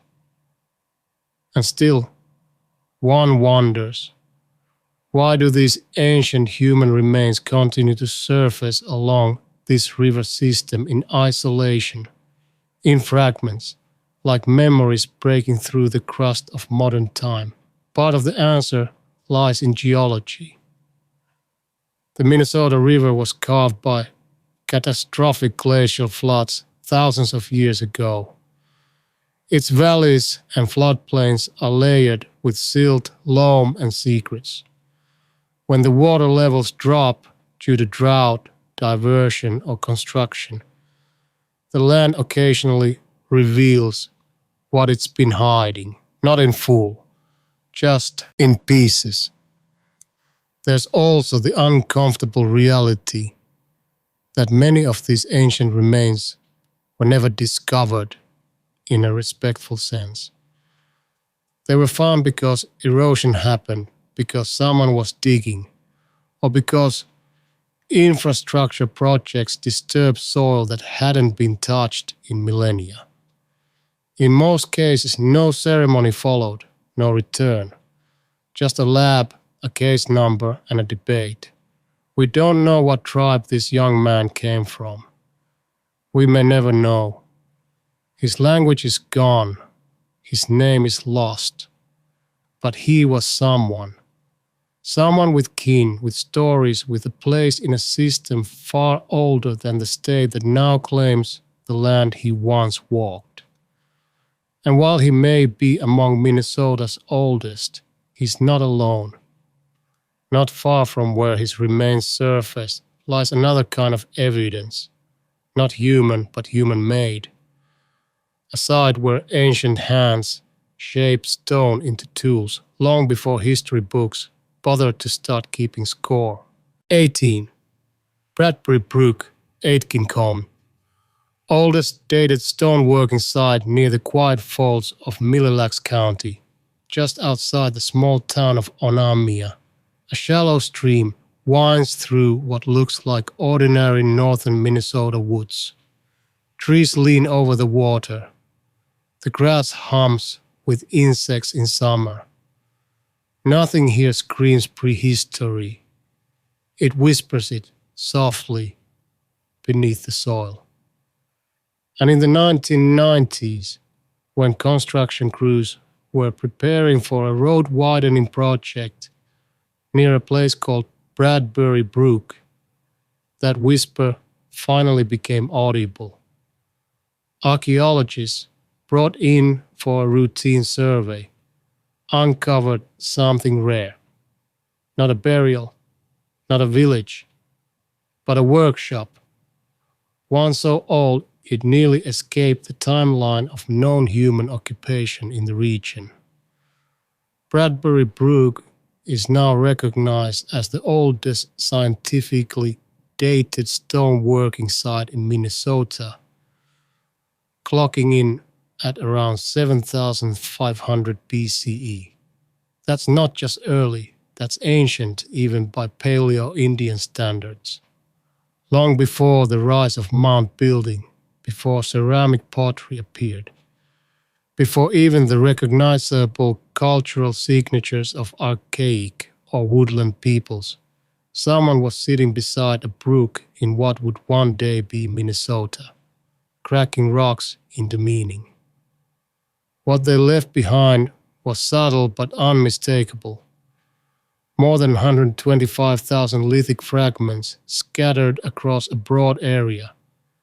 Chips, flakes, and shattered cores, along with a few formal tools.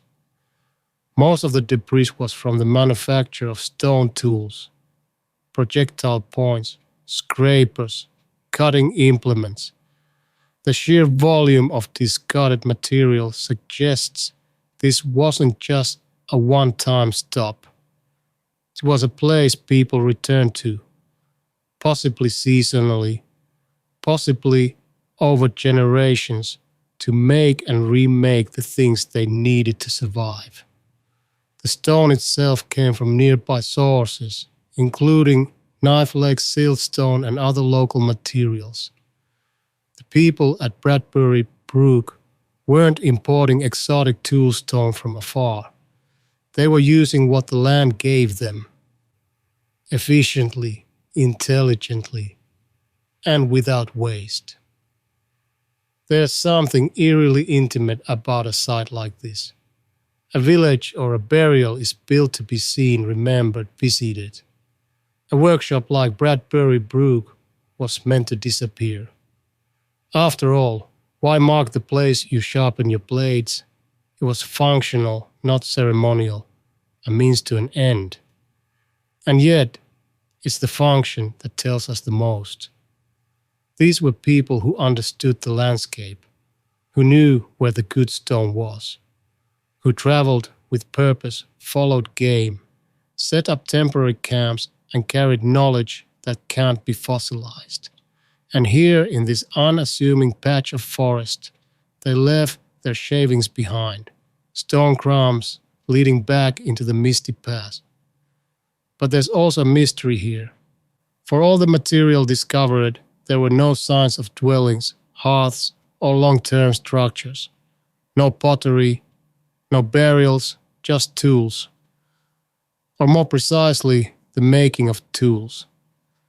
That absence suggests this site was specialized, maybe part of a broader network. Maybe one stop in a seasonal round that included hunting, grounds, fishing sites, and ritual locations now lost beneath lakes and fields.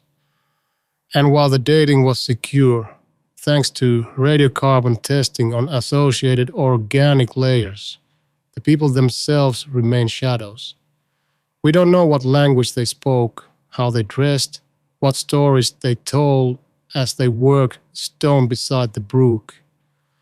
We only know that they were here. Long before Minnesota had a name. Long before anyone imagined this land would hold a future.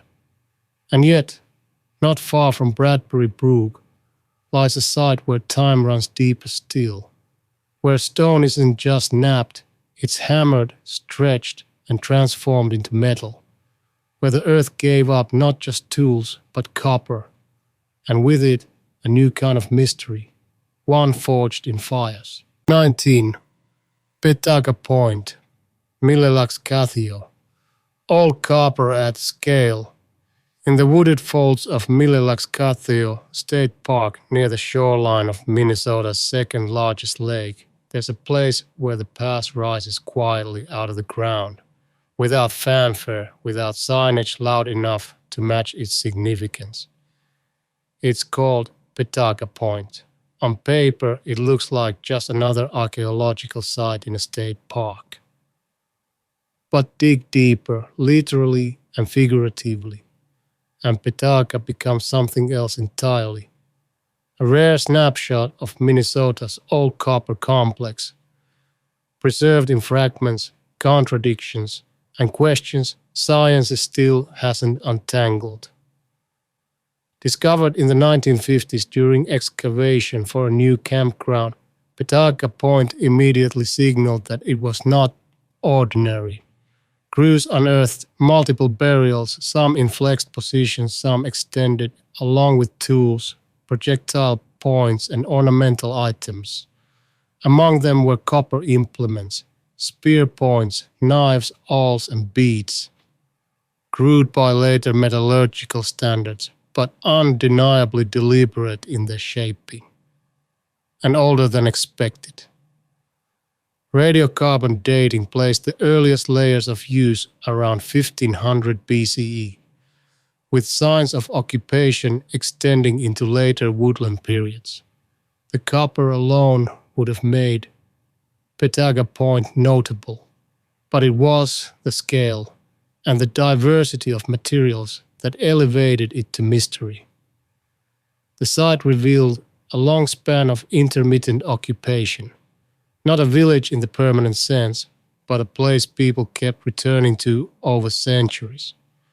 Some came to bury their dead, others likely came to trade, to craft, to pass through on seasonal rounds. The copper artifacts weren't ceremonial one-offs. They were functional tools. Some showed signs of sharpening and use. Others were intentionally broken, possibly as offerings. So where did the copper come from? That's still debated. Minnesota does have its own native copper sources, particularly in the Snake River and Kettle River areas. But most of the high-quality copper in the region came from Lake Superior's southern shore, especially the Keweenaw Peninsula. That's more than 300 miles from Paka Point, which means either the copper traveled or the people did.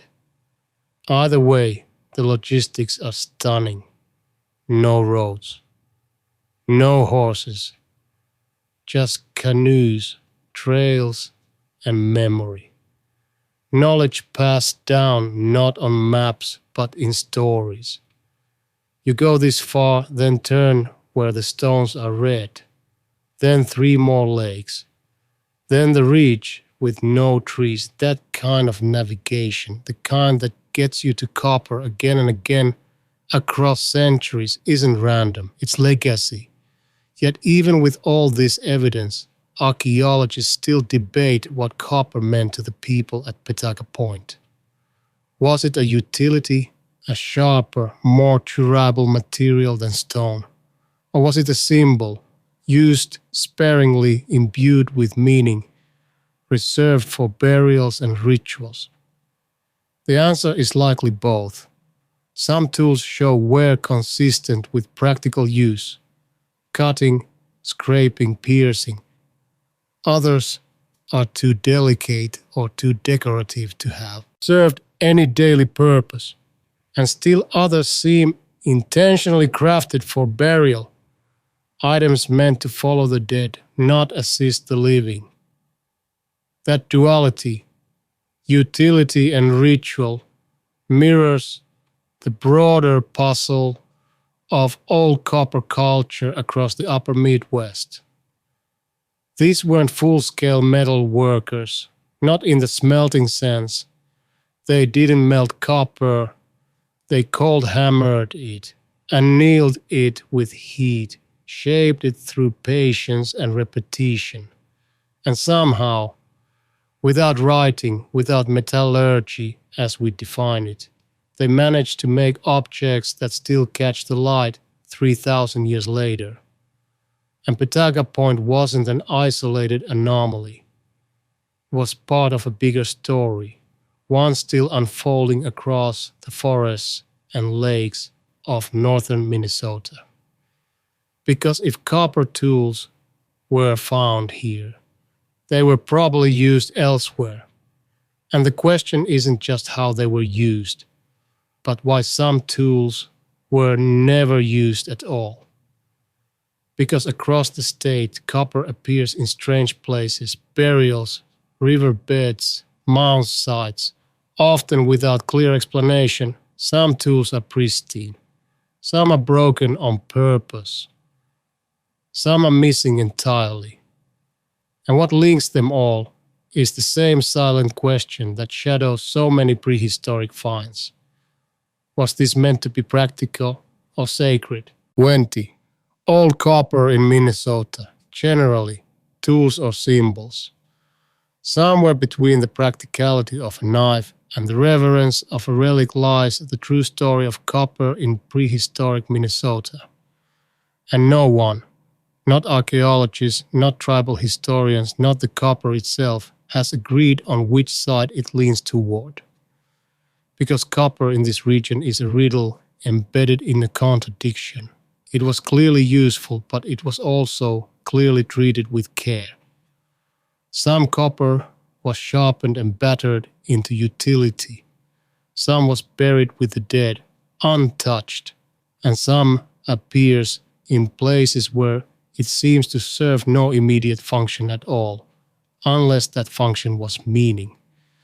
In the late Archaic period beginning around 3000 BCE, copper use exploded across the upper Midwest, from northern Michigan to Minnesota's forests and beyond. People began sourcing, shaping, and carrying native copper for tools, ornaments, and trade. And they did this without smelting, without kilns, without modern metallurgy. Just cold hammering and heat annealing, practices that required skill, patience, and generations of passed down knowledge. In Wisconsin and Michigan, entire sites have been found dedicated to copper working. Here in Minnesota, the story is murkier. The metal shows up less predictably, more mysteriously. At Paka Point, yes, but also in mound burials, riverside finds, and private collections of unclear origin. Minnesota's copper signature is like a radio signal that fades in and out, clear in some places, garbled in others, and entirely missing where we'd expect it. And the real puzzle isn't just where the copper came from. It's why it was used the way it was. Take the spear points, for example. Some are robust, wide, long, obviously built for hunting or warfare. But many are too thin, too fragile, edges too soft to have done serious work. These were tools that weren't meant to cut. They were meant to be seen, or buried, or held. And what about the beads, the awls, the spiral strip of copper worn like jewelry or bound into bundles? These items were personal, worn close to the body, passed down, perhaps infused with significance far beyond material value. In a culture without currency, copper wasn't money. But it may have been something more powerful, a medium of meaning, a gift, a marker, a symbol of relationship, status, or spiritual role. To further complicate things, some copper objects were ritually broken before being buried, deliberately snapped, folded, or bent. In many indigenous traditions, this act kills the object, releasing its spirit so it can accompany the dead. That suggests the copper had agency, that it wasn't just a material, it was a participant. And yet, we also find copper tools in mundane settings, scattered around old campsites, near hearths, in refuse piles. So clearly not all copper was sacred. Some of it really was just the best tool for the job, more durable than bone, easier to shape than flint, recyclable in a way no other material of the time could match. So was old copper culture industrial or ceremonial? The truth, of course, is that it was never meant to be split into categories. The people who lived then didn't see the world through modern disciplinary lenses. Tool and symbol weren't mutually exclusive. A copper blade could be sacred because it was used, and an ornament could carry just as much weight as a weapon. But there's one more layer to the mystery. one that shows up not just in what copper was, but in what copper replaced. Because as copper usage spread across Minnesota, some older stone traditions declined.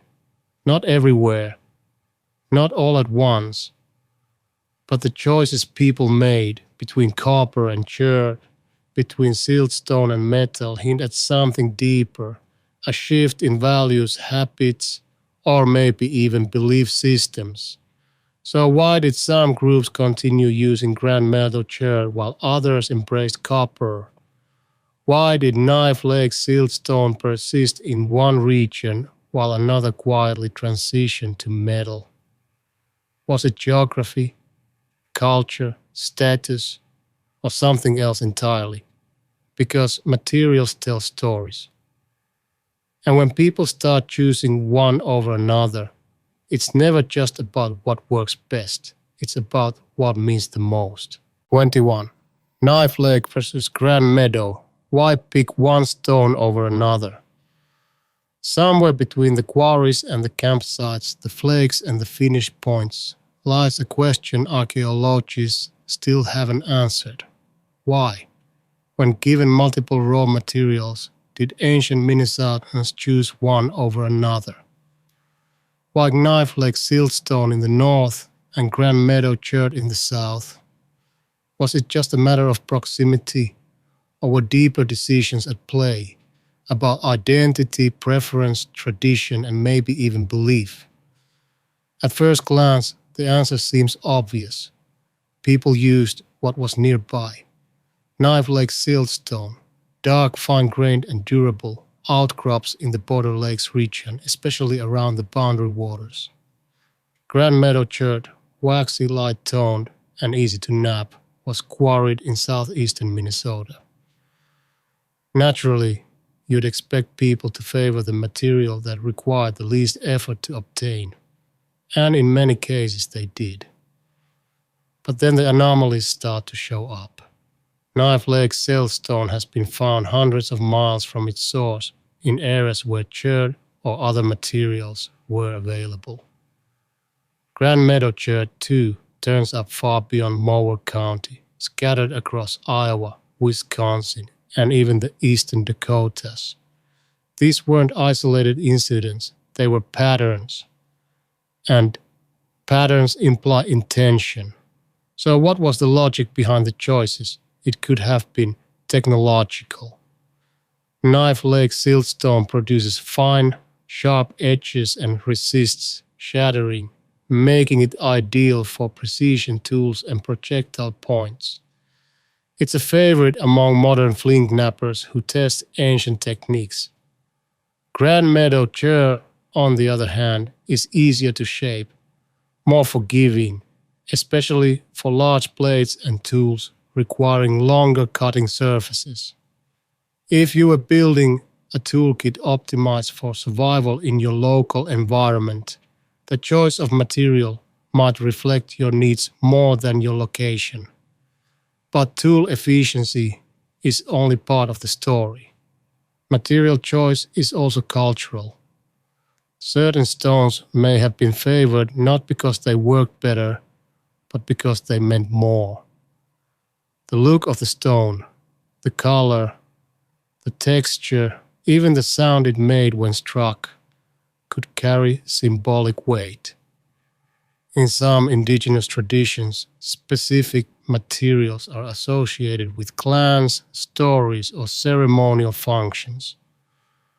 A blade made from Grand Meadow chert might not just be a blade, it could be a signature, a statement of identity, a spiritual expression. And then there's tradition. Once community develops expertise with a particular material, it tends to stick. Skills are passed down. Techniques are refined.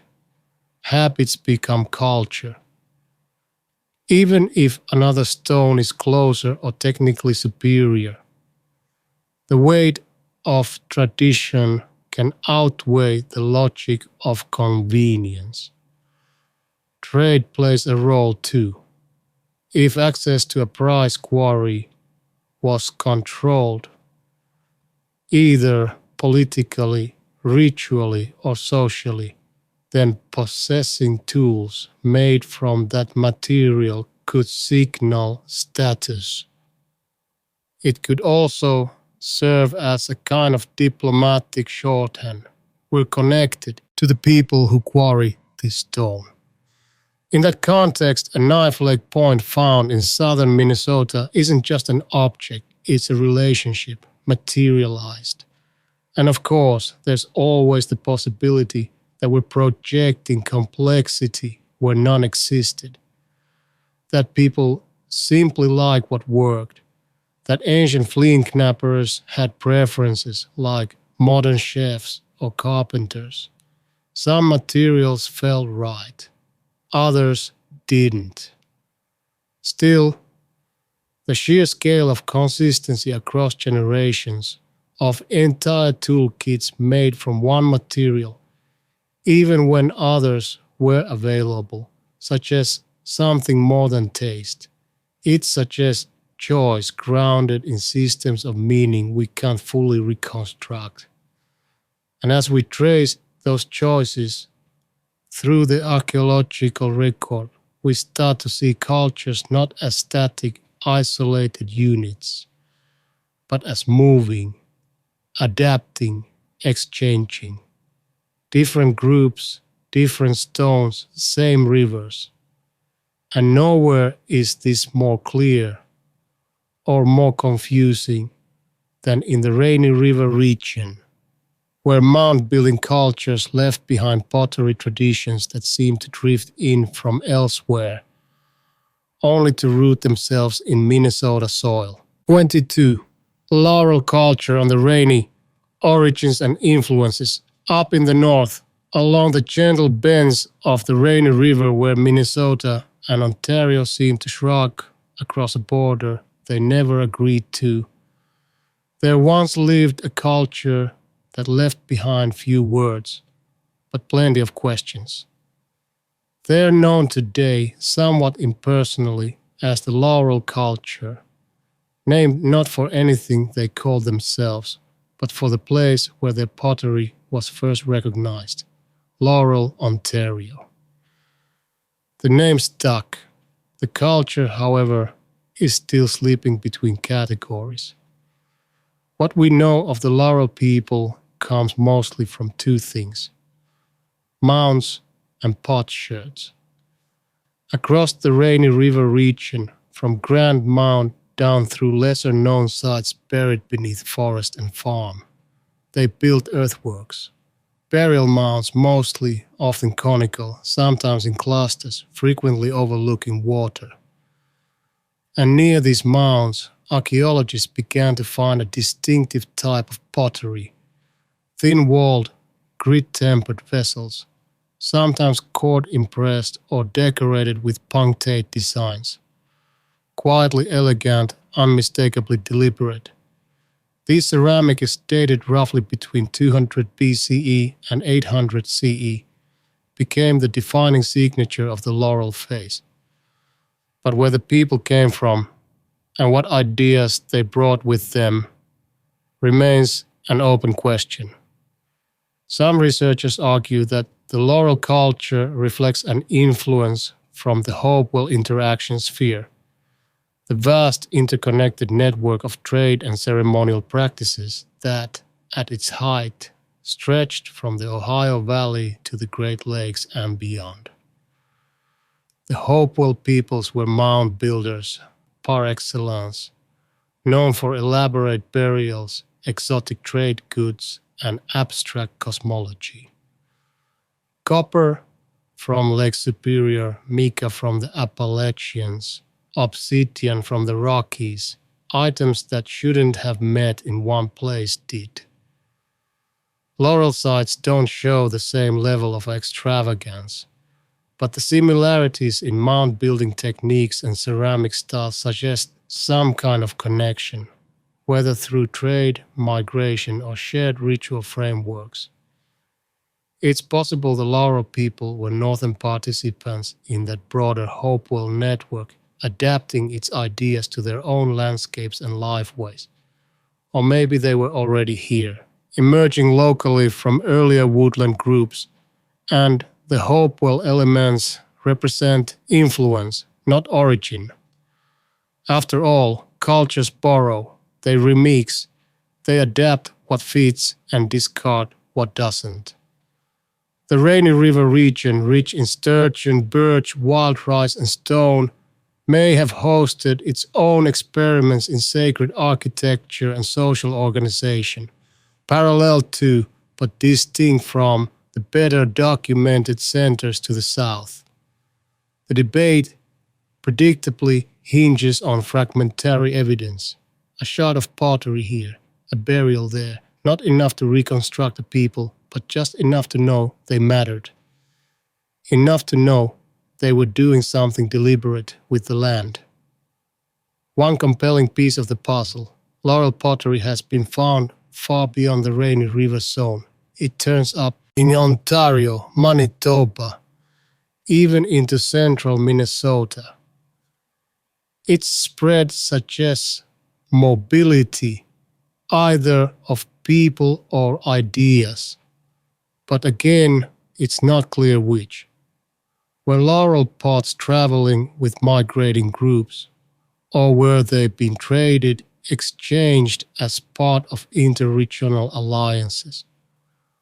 Or did multiple groups share a common ceramic tradition while maintaining separate identities? And while the pots remain quiet on this point, their presence in Mound context suggests they weren't just for storing food. They had symbolic weight. Some were likely offerings placed with the dead. Others may have been used in rituals now lost to memory.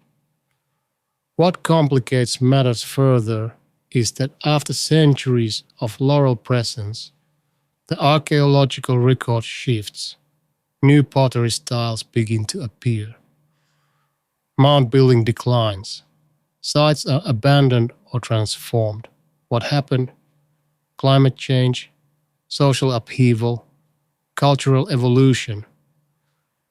The Rainy River doesn't say. But further south, another pottery tradition, equally mysterious, equally early, begins to appear in central Minnesota. Coarser, thicker, undecorated, but somehow foundational. A ceramic culture so distinctive and so poorly understood it earned a title all its own. Mystery Ware, 23.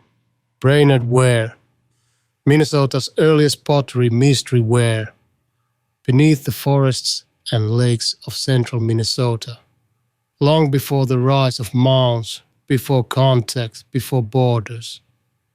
There was clay, and more importantly, there were hands that shaped it. Archaeologists call it Brainard ware, and it is widely recognized as Minnesota's earliest known ceramic tradition, with the earliest examples dating to around 1000 BCE, perhaps even earlier.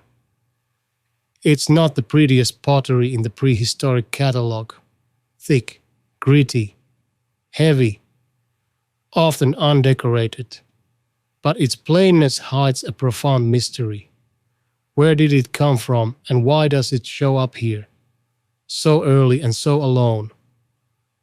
The pottery gets its name from the city of Brainard, where early examples were discovered, but its full distribution is wider.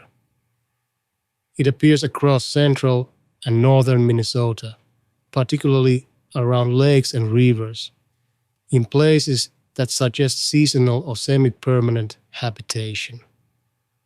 The vessels themselves are utilitarian, wide-mouthed jars or bowls, sometimes with pointed bases. They were likely used for cooking, storage, or both. Fired at low temperatures, they would have been fragile, but functional. What makes Brainard ware so puzzling isn't just its early date. It's the fact that it seems to appear in isolation. While pottery was already in use in other parts of North America by this time, including among the Adena and later Hopewell cultures to the east and south, the appearance of ceramics in Minnesota doesn't track neatly with known diffusion patterns. It's not clearly derived from neighboring styles. It doesn't show obvious Hopewell influence. It seems independent. Which raises two possibilities, both intriguing. Either the people in this region invented pottery independently, or they were influenced by a now lost cultural thread, one that left little behind but clay and questions. The local invention theory is tempting. The lifestyle of the Brainard ware users was largely forager-based, focused on fishing, hunting, and gathering, especially around lakes and wetlands. Pottery would have been a logical innovation, a way to store fish oil, wild rice, or stews made from whatever the forest gave that season. Unlike mobile hunter-gatherers further west, these people may have had seasonal camps where ceramic containers could survive the rigors of repeated use. But invention alone doesn't explain everything. The forms, while plain, still suggest a level of expertise, uniform wall thickness, consistent shapes, and in later examples, subtle decoration. Some vessels feature incised lines or punctate impressions, perhaps for grip, identification, or aesthetics. That hints at social learning, tradition, and perhaps even symbolic meaning. And then, like many early technologies, Brainard ware doesn't evolve in a straight line. It overlaps and coexists with later ceramic traditions like Laurel and Sandy Lake. Sometimes it seems to vanish. Then it reappears. Its presence in stratigraphy is erratic, and archaeologists debate whether it represents a continuous tradition or a series of rediscoveries. There's also the troubling fact that very few intact Brainard ware vessels have ever been found. Most of what we know comes from sherds, fragments of broken pottery scattered in middens, embedded in shoreline sediments, or pulled from eroded banks. Each one is a single piece of a puzzle with no picture on the box. Some have suggested Brainard ware represents not a single culture, but a shared ceramic language across multiple loosely affiliated groups. A kind of regional commons, where different peoples adopted similar forms for similar reasons without necessarily sharing everything else. If true, that would make Brainard ware more than just pottery. It would make it a signpost of social complexity, of communication, of common ground in a landscape often portrayed as isolated. But then, like so many archaeological threads, it frays. The Brainard tradition merges or is replaced by other ceramic styles, Sandy Lake, Black Duck, and others, that reflect new migrations, new identities, new pressures. So the mystery endures. Who were the first potters of Minnesota? Where did they learn the craft? And what were they cooking, storing, remembering in these early clay vessels? Because pottery doesn't just store food, it stores time. And when one ceramic tradition fades into another, it's not just a shift in technology, it's a change in how people lived, moved, and saw the land around them. And nowhere is that shift more visible or more mysterious than in the sandy soils and watery margins where another tradition emerged. A tradition that would define late pre-contact movement in the upper Midwest and still holds unanswered questions in the very texture of its clay. 24. Sandy Lake ceramics and late woodland population movements. In the northern reaches of Minnesota, where the rivers begin to wander toward Lake Superior and the forest thickens into spruce and tamarack, you'll find potsherds. Not often, not easily, but they're there. Stubborn fragments of clay, fire-hardened and plain, scattered near lake shores, buried in village sites, or nestled inside burial mounds like sleeping questions. These belong to what archaeologists call the Sandy Lake ceramic tradition, and they are among the most enduring, widespread, and unresolved signatures of Minnesota's prehistoric past. Named for the region around Sandy Lake in Aitkin County, this ceramic tradition is tied closely to the late woodland period, roughly 600 to 1400 CE, a long and transitional era in upper Midwest prehistory. It's the bridge between earlier mound building cultures and the more politically and economically complex societies that would arise in the centuries just before European contact. And in that bridging, in that in-betweenness, Sandy Lake pottery quietly tracks something bigger, people in motion. The pottery itself is modest. Vessels tend to be thick-walled, round-bottomed, and tempered with grit or crushed rock. Decorations when present are simple, chord-marking tool impressions or occasionally faint linear designs near the rim. These weren't luxury items, they were workhorses, cooking pots, storage jars, containers for everyday life. But they traveled far and wide. Sandy Lake ceramics have been found across a large swath of Minnesota, stretching into Wisconsin, northern Iowa, and even parts of Manitoba. That distribution suggests more than casual diffusion. It suggests migration, or at least cultural continuity across a wide and varied landscape. But whose hands shaped these pots? Some researchers connect Sandy Lake ceramics with the ancestors of the Dakota, based on continuity in tool styles and oral histories that speak of ancestral homelands around the central and northern Minnesota lakes. Others propose a link to early Ojibwe migrations, citing linguistic, trade, and ceremonial overlaps with later groups known to inhabit the same territories. Still others see it as a regional hybrid, ceramic evidence of multiple interacting cultures who shared technology but maintained distinct identities. The truth might be all of the above. Because Sandy Lake pottery doesn't belong to a single village or burial ground.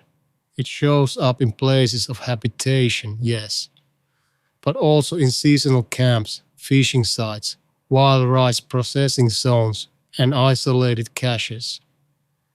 Its presence maps not only where people lived, but how they moved, following lakes and rivers, harvesting with the seasons, returning to familiar sites year after year with new stories and old habits.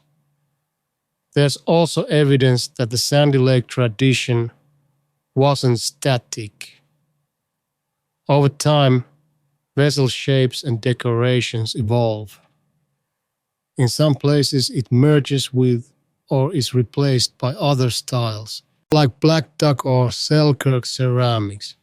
In others, it seems to persist almost stubbornly into the contact period.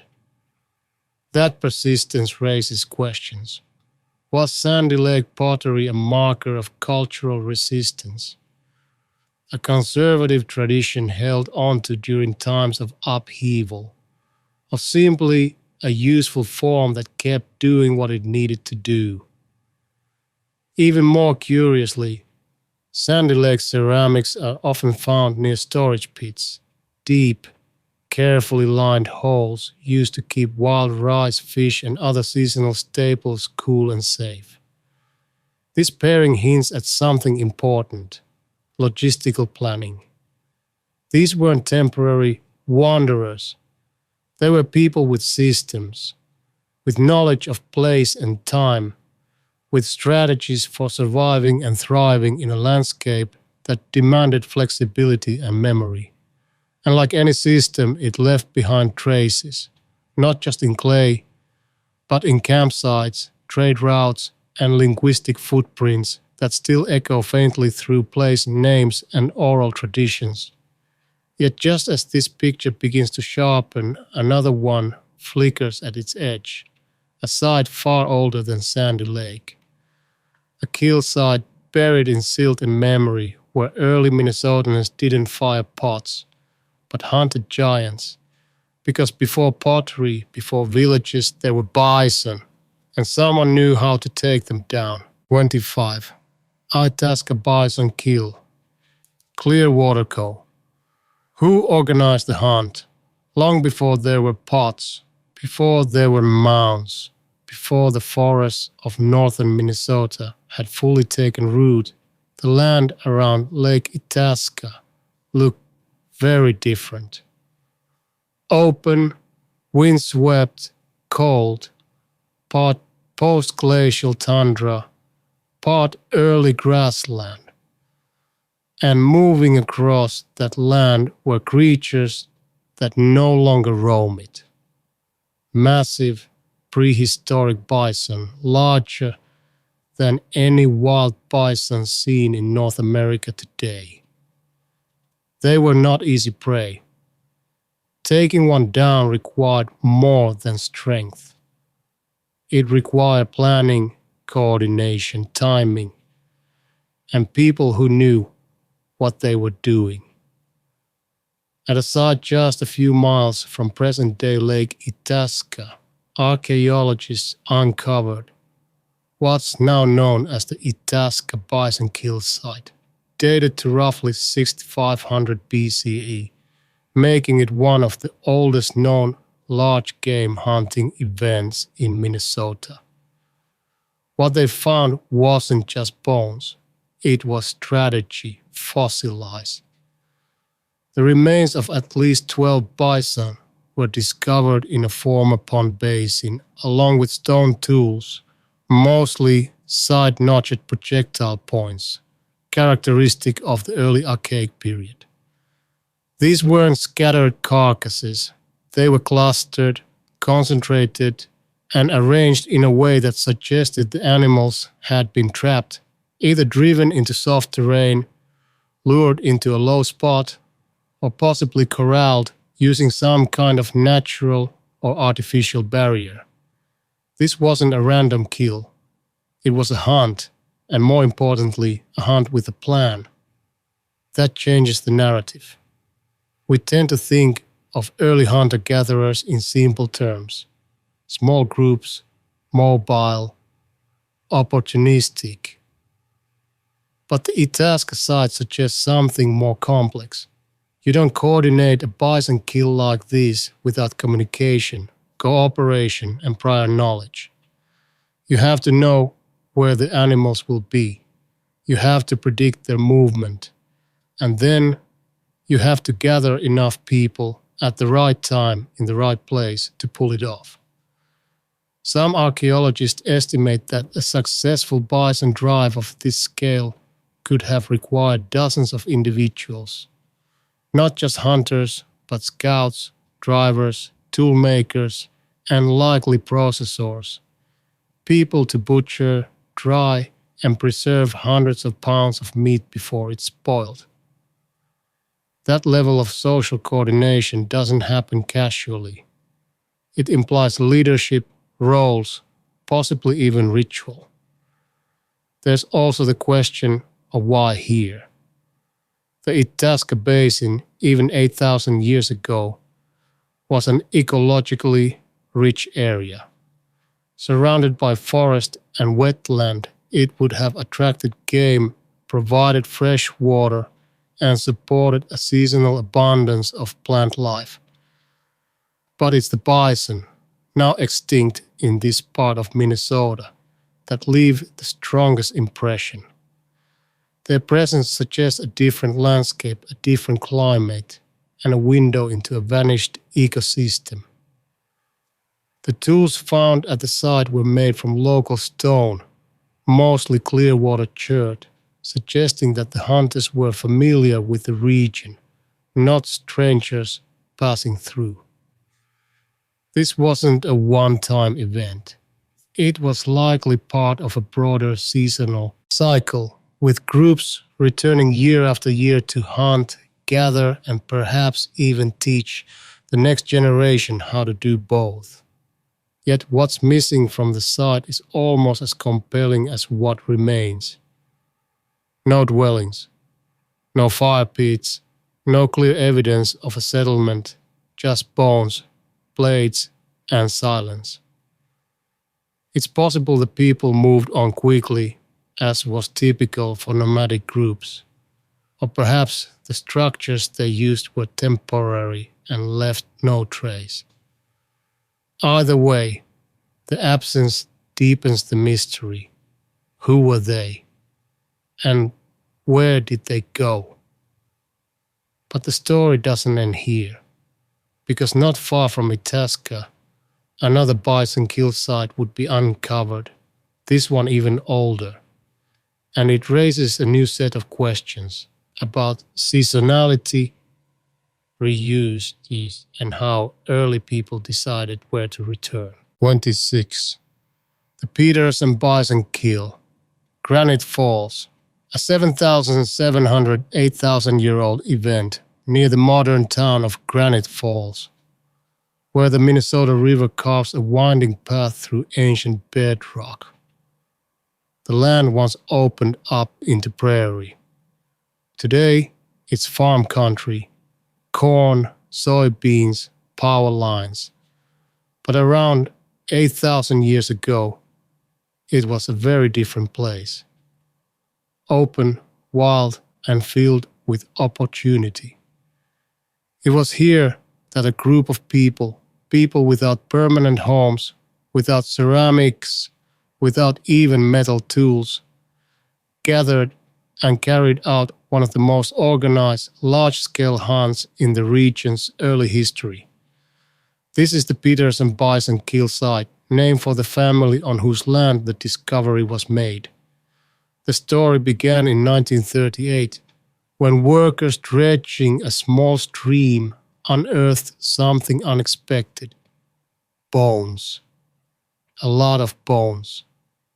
Deeply buried, perfectly preserved, and layered in such a way that suggested something more than natural death. Over time, researchers uncovered the remains of at least 12 extinct bison, an early variety larger than modern bison, and alongside them, a number of stone tools, including side-notched projectile points typical of the early Archaic period. The kill was dated to between 7,700 and 8,000 years ago, making it one of the oldest well-documented mass kills in the upper Midwest. But age alone isn't what makes the Peterson site remarkable. It's what it implies: coordination, knowledge, and possibly tradition. Like at Itasca, the bison weren't simply stumbled upon and killed. They were driven or funneled, likely during a seasonal migration into a natural low area, possibly a bog or sinkhole, where they became trapped. Once down, they were dispatched using spears tipped with carefully flaked stone points. And the meat, presumably butchered, dried, and transported. But here's where the mystery deepens. Despite the scale of the event, there is no clear evidence of long-term habitation nearby. No permanent structures, no storage pits, no hearths, just the bones. And the blades. What does that mean? Some archaeologists suggest the site was part of a specialized seasonal circuit, a spot that groups returned to when conditions were right. The land in this view functioned as a natural trap. It was known, maybe even named. Each generation was taught to find it, to wait for the bison to act when the time came. In that sense, the Peterson site might represent not a singular event but a tradition, an early, unwritten seasonal calendar tied to place. Others propose a more spontaneous interpretation, a lucky convergence of people, prey, and terrain. But the number of animals taken, the quality of the tools, and the sheer logistical demands of processing that much meat push back against the idea of randomness. It's hard to believe that something this large just happened. Then there's the broader question: how does the Peterson site connect to others of its kind? To Itasca, to Browns Valley? Is there a shared culture behind them? Or are we looking at snapshots, disconnected but thematically similar moments in deep time, linked only by geography and necessity? Whatever the case, the Peterson site suggests that by 8,000 years ago, humans in Minnesota were not just surviving. They were managing the land, reading it, working with it in ways that went beyond mere subsistence. And if the kill sites show us what early people did in Minnesota, then the next layer of mystery lies in what they built. Because not long after these bison kills, villages begin to appear. Structures, ceramics, graves, and on the shores of a lake near the Mississippi's headwaters, the telltale signature of a community that once thrived, then disappeared. 27. Lake Itasca's 1200 CE Black Duck Village. Regional relationships. If you stand on the shores of Lake Itasca today, calm, pine frame, photogenic in that state park kind of way, it's hard to imagine the hum of an ancient village. But once, around 800 years ago, long before the civilian conservation corps laid trails or surveyors drew lines on maps, a community lived here. Not just passed through, lived. They built homes, made pottery, fished, buried their dead. They belonged to what archaeologists now classify as the Black Duck culture, and their village near Lake Itasca remains one of the few substantial inland settlements from this era that's been studied in northern Minnesota. The site, first investigated in the 1960s and 1970s, revealed more than just artifacts. It revealed a snapshot of life at the edge of multiple cultural frontiers. Radiocarbon dating places the village's occupation around 1200 CE, during the late woodland period, a time marked by significant change across the upper Midwest. Cultures were migrating, trade networks were shifting, and ceramic styles were evolving.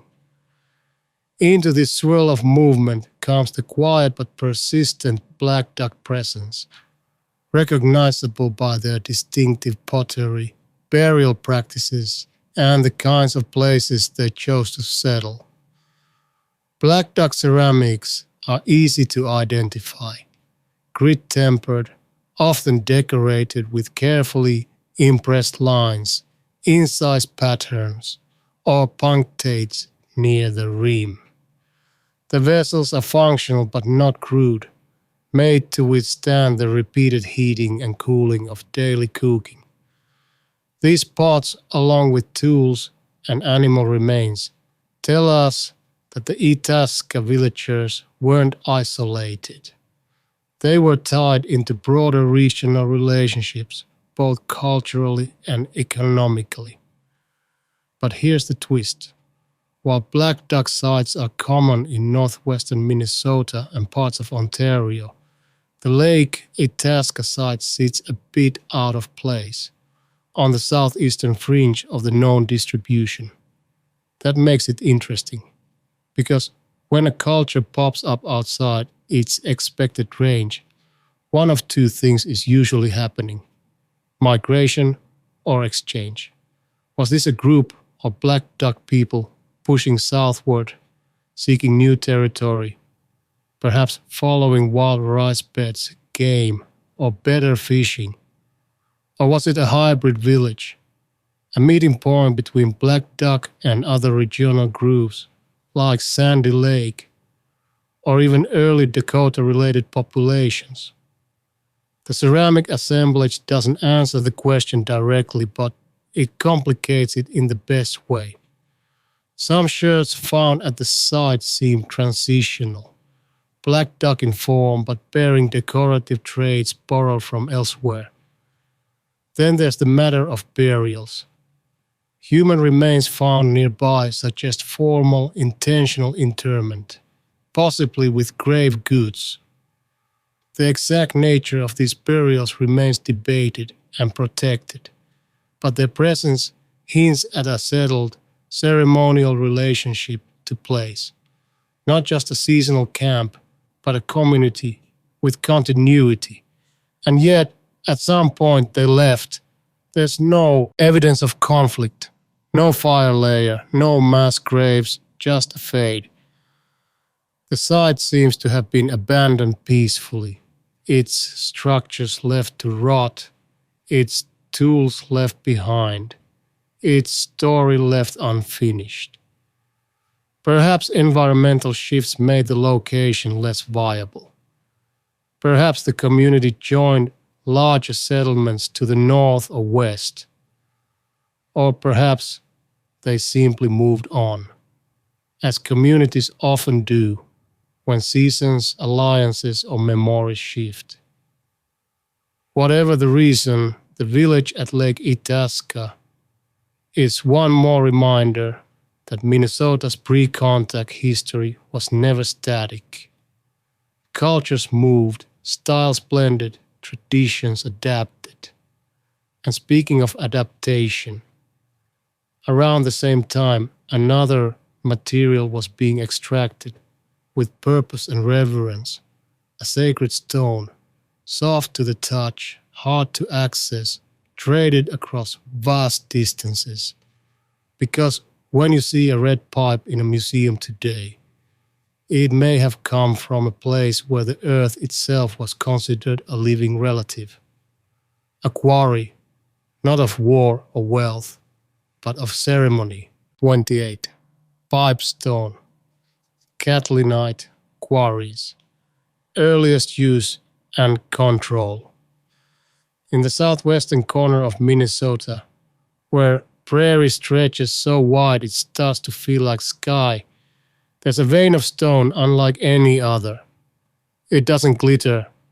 It doesn't fracture into blades or spark under pressure. Instead, it's soft, carvable even by hand, and it's red. Not dull brown or iron orange, but a deep, sacred red, like old blood or a storm cloud sunset pressed into earth. This is Catlynite, also known as pipestone, and for thousands of years it's been at the center of one of the most spiritually charged and geopolitically complicated materials in indigenous North America. The quarries at what is now Pipestone National Monument are believed to have been in use for at least 3,000 years, though some oral traditions speak of them stretching much farther back. Archaeologists have identified Catlynite artifacts in contexts as old as 1,500 BCE, and by the time of European contact, the stone was already being traded across the continent, from the Rockies to the Great Lakes, from the Mississippi to the Gulf Coast. It's not just a regional resource, it's a pan-indigenous phenomenon. But what makes Catlynite special isn't just its physical properties, it's what it represents. The stone is intimately tied to ceremony, specifically to the crafting of prayer pipes, misleadingly labeled peace pipes by outsiders, though their actual use is far more nuanced. Pipes carved from this red stone were not everyday items. They were spiritual tools used in treaties, vision quests, ancestral offerings, and personal prayer. To smoke a pipe made of pipestone wasn't just to perform a ritual, it was to connect with the land, the sky, and all relations in between. That depth of meaning required more than craftsmanship. It required access, and access in ancient times wasn't guaranteed. One of the great mysteries surrounding the pipestone quarries is how control over them was managed. Despite their spiritual significance, the quarries were not ungoverned. Oral histories suggest that multiple tribes, including the Dakota, Lakota, Nakota, and later the Ojibwe and other groups, knew of the site, visited it, and revered it. But there's evidence that protocols were in place. You didn't just show up and dig. You asked. You offered tobacco. You followed tradition. And in some cases, you may have waited for permission from stewards of the land. Who those stewards were at different points in time is still under debate. Some researchers believe the Dakota had long-standing custodial relationships with the site, possibly stretching back millennia. Others suggest a more fluid model where access was negotiated across tribal boundaries depending on season, ceremony, and social dynamics. What's clear is that the stone was not mined for wealth. It was taken with purpose, often in small quantities, often by individuals on vision quests or ceremonial missions. And quarrying, it wasn't easy.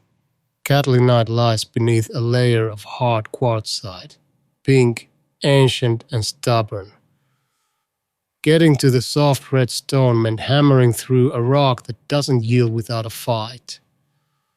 The labor alone discouraged casual digging, and that effort became part of the meaning. You worked for what you received. You didn't just extract, you asked. The pipestone itself is fine-grained and smooth, ideal for carving. Pipes range from simple elbow forms to elaborate effigy designs. Animals, humans, spirits, all crafted with precision and care. Some were personal, others were diplomatic. All carried story. And yet, despite the spiritual weight of the stone, Catlinite didn't remain cloistered in one region. Artifacts made from it appear as far away as Georgia and Alberta. That level of distribution raises new questions. How did something so sacred become so widely shared? Was pipestone only sacred to its quarrying cultures, or was its meaning adopted and adapted by those who received it through trade? The answer might lie in what surrounds the quarries, not just in what was taken from them. Because near the heart of the Catlinite source lies a trio of ancient boulders, scarred, immovable, and revered. Not carved, not quarried, but guarding, watching, perhaps for longer than we think. 29. Pipestone's three maidens erratics, ritual role in deep time. Before you reach the sacred red quarries of pipestone, you must pass by three large boulders. They sit quietly at the edge of the prairie, some bleached and immobile, half sunken into the earth as if the land itself is holding on to them. At first glance, they don't look like much. Just three granite erratics, glacial leftovers dragged south by ancient ice sheets, deposited here with no ceremony at all. But that's not how the people who lived here saw them.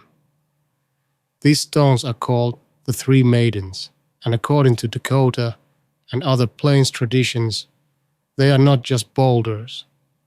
They are beings, spiritual guardians of the pipestone quarries, protectors of the sacred red earth below. They do not move. They do not speak. But they are remembered. Stories about the Three Maidens vary depending on who tells them. In some versions, they are the transformed bodies of three young women who died protecting the quarry or its sanctity. In others, they were placed there by the spirits to guard the site, ensuring that only those with proper respect could enter and take from the land.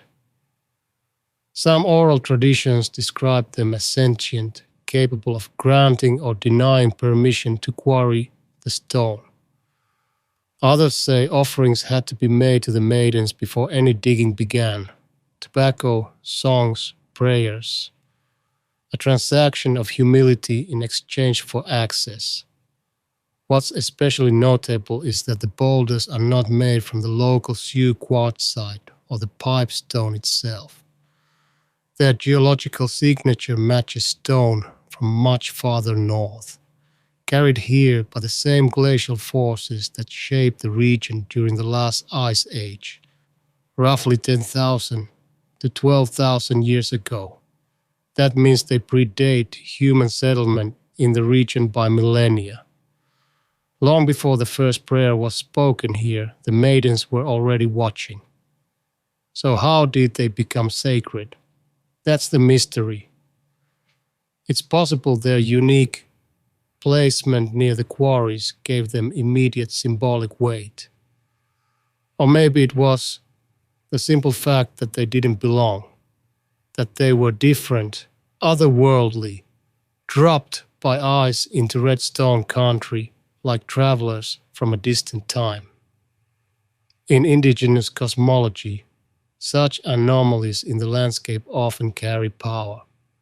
A spring that flows in drought, a stone that glows, a tree that bends against the wind. The maidens, with their stubborn presence and geological dissonance, fit this category perfectly. There's no written record of how early they were venerated, but their importance is clear in both oral history and ethnographic accounts.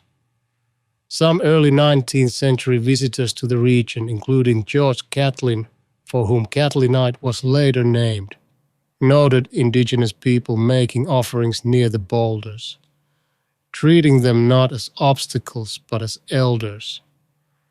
Even today, they remain a focal point for ceremonies and visits, though many modern observers pass by them with barely a glance. And perhaps that's the deeper lesson. The sacred isn't always marked with monuments. Sometimes it's just three stones in a field, unnoticed by most, remembered by those who still listen to what land is trying to say. But their presence does more than bless the quarries. It raises a question about what else lies beneath this seemingly quiet prairie. Because while Catlinite runs in veins and stories run in blood, water, glacial water, once ran here too. And it didn't just shape the land, it tore it open, left scars that still define the region today. To understand the next chapter in Minnesota's ancient past, you have to leave stone behind and turn to water. Violent, unstoppable water. The kind that carves entire valleys, rearranges continents and still refuses to explain how many times it came. 30. Glacial River Warren Falls. Catastrophic floods. But exactly when, how many? There are scars in the land that don't look like damage. Just strange valleys, oversized riverbeds and cliffs that seemed too dramatic for the streams that now trickle through them. One of the largest and most dramatic lies in southern Minnesota, the ancient channel of Glacial River Warren and the ghost of the falls it left behind. The Glacial River Warren Falls weren't just big, they were cataclysmic. At the peak of the last Ice Age's retreat, roughly 11,500 to 9,500 years ago, depending on which models you trust, massive meltwater lakes were trapped between retreating glaciers and moraines. Chief among them was Lake Agassiz, a prehistoric inland sea stretching across what's now parts of Minnesota, North Dakota, Manitoba, Ontario, and Saskatchewan. And then something gave. Maybe it was ice. Maybe it was sediment. But at some point, a barrier failed. And when it did, the water didn't just trickle out. It exploded. The first major outflow of Lake Agassiz burst through the southern edge of its ice dam and followed gravity's command. It carved a river, not a stream, not a creek, a megaflood pathway, Glacial River Warren, that would eventually gouge out the Minnesota River Valley and crash into the Mississippi. Along the way, it created a now vanished geological marvel, River Warren Falls, a prehistoric waterfall that was likely bigger than Niagara, wider, taller, more violent. It didn't last long in geologic terms, maybe a few hundred years, but it reshaped everything. And here's where the mystery creeps in.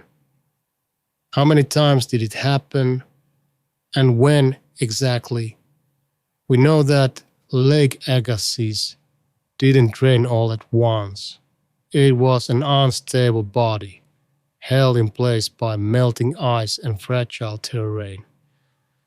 Its outlets shifted over time, first south, then east, then north. Each breach created new rivers, some of which still exist today, like the Red River, the Rainy, and the Minnesota. River Warren is the most dramatic of these, but its flow history is still debated. Was there one major flood or a series of pulses, each carving deeper into the bedrock? Radiocarbon dating of floodplain sediments such as multiple discharge events. Some studies point to at least 2 or 3 major floods over a span of centuries or millennia. Others argue for a more continuous drainage, a gradual river swollen by melt rather than a single catastrophic outburst. The sediment layers don't always agree, neither do the models. What's clear is that something immense happened here, and it didn't happen quietly. Today, the original River Warren Falls is gone. It eroded backward, retreating upstream over time, just as modern waterfalls do. The last remnant is Minneopa Falls, a quiet double drop near Mankato that now trickles over the bones of an ancient flood. It's peaceful, scenic. It betrays nothing of the violence that came before. And standing there, it's hard not to feel the vastness of the time scale. The whole Minnesota River Valley, broad, flat, and improbably oversized for the stream it now carries, is a kind of fossilized catastrophe, a memory of water.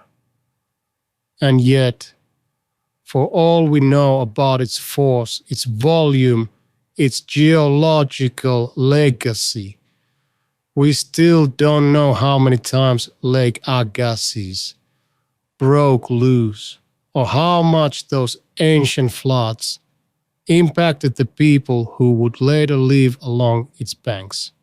Were early Paleoindian groups, like the makers of the knife-like tools or the hunters at Peterson, witnesses to this mega flood?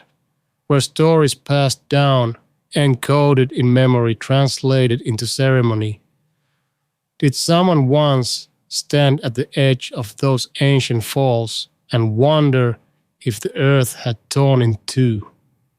We don't know, but we do know this: the water wasn't finished. Because while River Warren carved valleys, other places were filled in with bones, silt, and the detritus of a much older world. In the karst country of southeastern Minnesota, deep below the surface, the land still holds on to even older secrets. Not human this time, but animal, extinct, hidden in darkness, waiting to be found. 31. Mystery Cave. In Minnesota, an underexplored paleo archive beneath the bluff country of southeastern Minnesota, the surface gives way, quietly, invisibly, to one of the state's least explored time machines. It isn't a fossil bed. It isn't a burial ground. It's a cave system, a vast winding water-cut maze hidden inside a world of karst, where limestone dissolves like sugar under the slow drip of rain. This is Mystery Cave, and though its name sounds like something out of a Scooby-Doo episode, the questions it poses are anything but cartoonish. Mystery Cave is the longest known cave in Minnesota. Over 13 miles of mapped passageways, with new tunnels still being discovered. It's part of the larger Forestville-sized Mystery Cave State Park complex, a region that was once shoreline, then seabed, then swamp, then dry land again, thanks to the usual tectonic tug-of-war that makes geology such a long game. The cave formed over millions of years as acidic groundwater carved through soluble dolostone and limestone, creating voids, then chambers, then entire subterranean landscapes. But this isn't just a geological curiosity. Mystery Cave is also a paleoecological archive, potentially filled with the bones, plant matter, pollen, and spores of thousands of years of environmental history. Caves, after all, are preservation machines. Their cool, stable temperatures and isolation from surface weather make them natural time capsules, ideal for preserving material that would decay quickly above ground. And some of those bones have been found.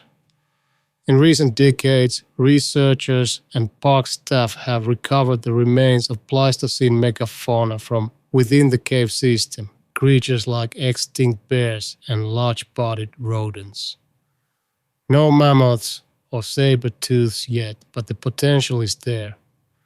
A partial skeleton of a now extinct bat species was uncovered in one chamber, suggesting the cave served as shelter or a death trap for a variety of Ice Age animals. Not all the species have been catalogued. Some are still being analyzed. Some may not even be identified yet. Then comes the bigger question: are there human traces in the cave?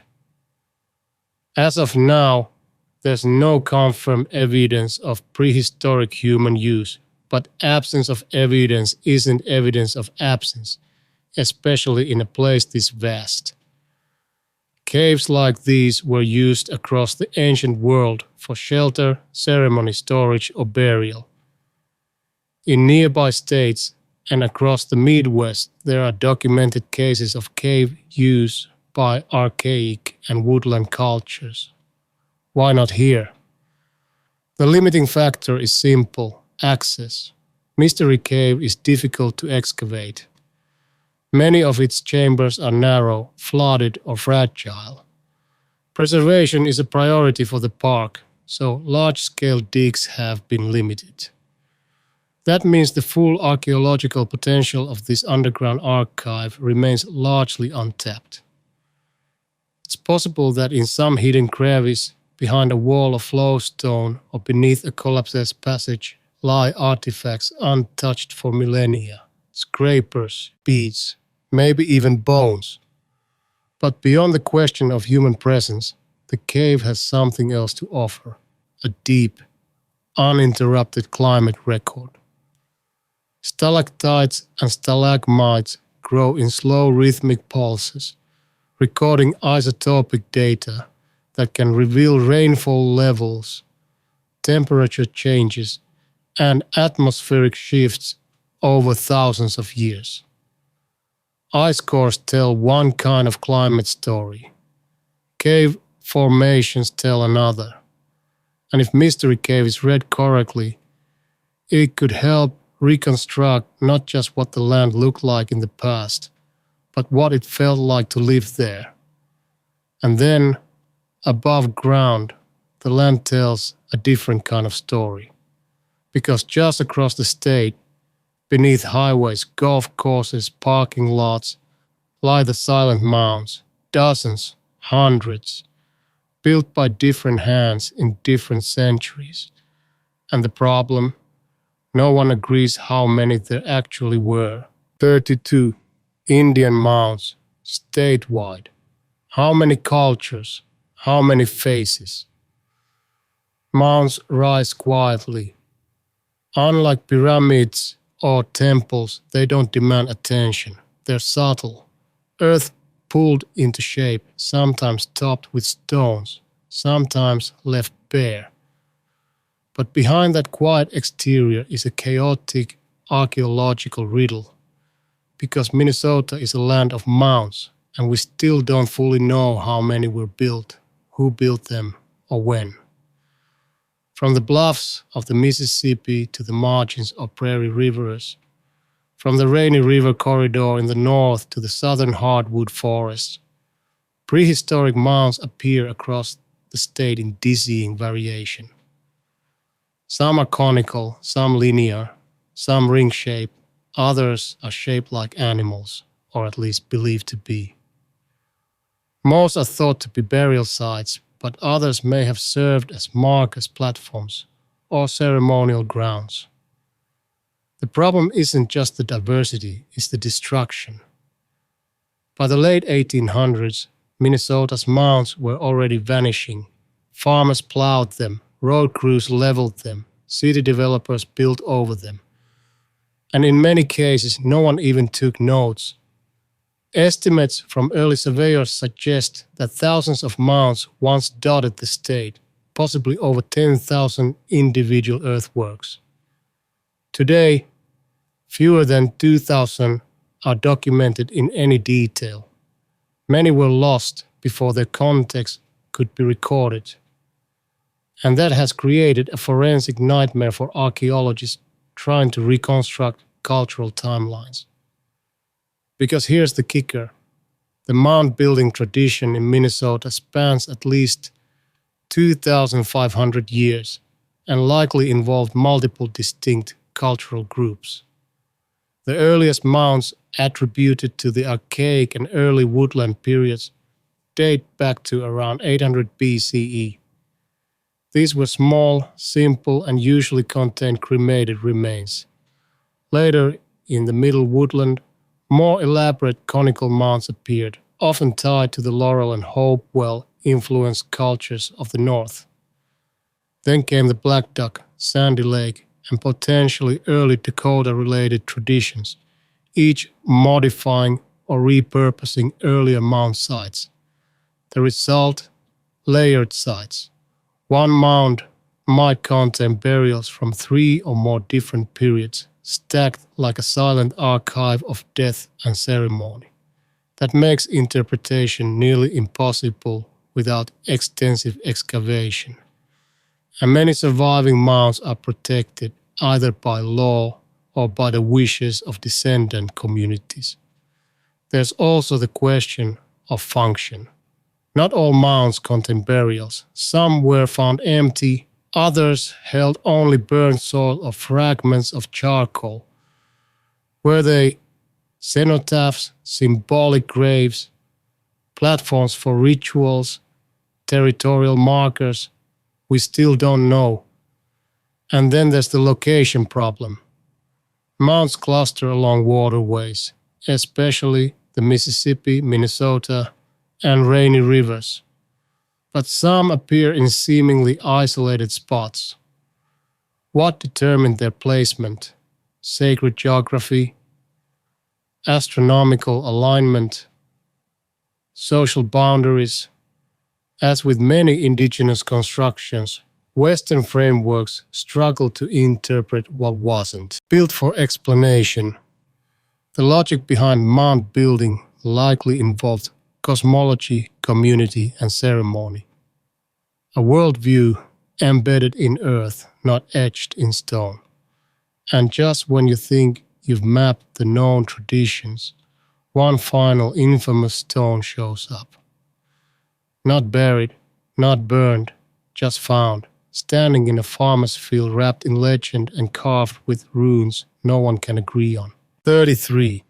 The Kensington Runestone, pre-Columbian Norse in Minnesota. Here it is, the crown jewel of Minnesota's fringe lore. The Kensington Runestone. Depending on whom you ask, it's either a stunning piece of evidence for Norse exploration of inland North America a century before Columbus, or it's the most successful hoax in the state's history.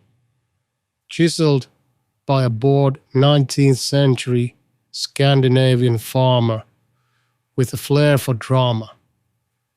Either way, it's the loudest unresolved whisper in Minnesota's pre-contact conversation.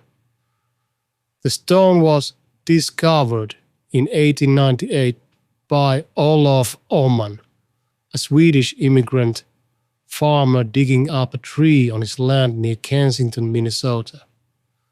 According to his account, the stone was found wrapped in roots, proof, he claimed, that it had been underground for hundreds of years.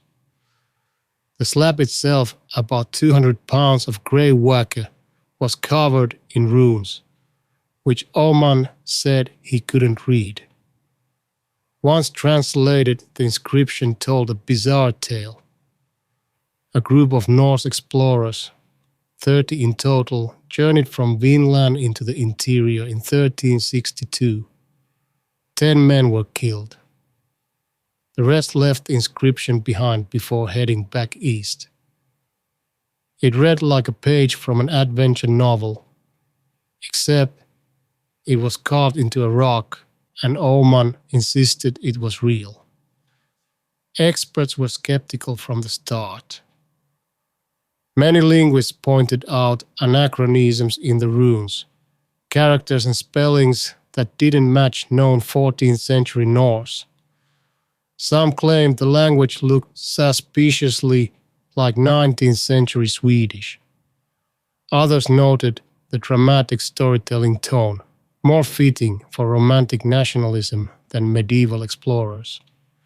But defenders remain. Some argue the runes are consistent with obscure dialects. Others believe the academic establishment was too quick to dismiss the find. And then there are the alternative theories. Those who say the rune stone is just the tip of a Norse exploration network that reached deep into the continent, long before Columbus ever misread a compass. Despite decades of study, exhibitions, and national headlines, no consensus has formed. The Smithsonian has weighed in skeptical, Local museums, including the Runestone Museum in Alexandria, Minnesota, continue to defend its legitimacy. Meanwhile, actual Norse artifacts, confirmed ones, remain concentrated around coastal Newfoundland, where lands as Meadows offer solid evidence of Viking presence. No similar finds in Minnesota have ever confirmed the runestone's tale. No tools, no camps, no burials. Just one lonely stone speaking in uncertain runes. Maybe it's fake. Maybe it's real. Maybe it's real and fake, born from a kernel of oral tradition twisted by memory and embellished by a man with time on his hands. Either way, it remains as much myth as artifact, reminding us that history doesn't end with certainty. It ends with a question, and sometimes it's the questions that stay buried the longest.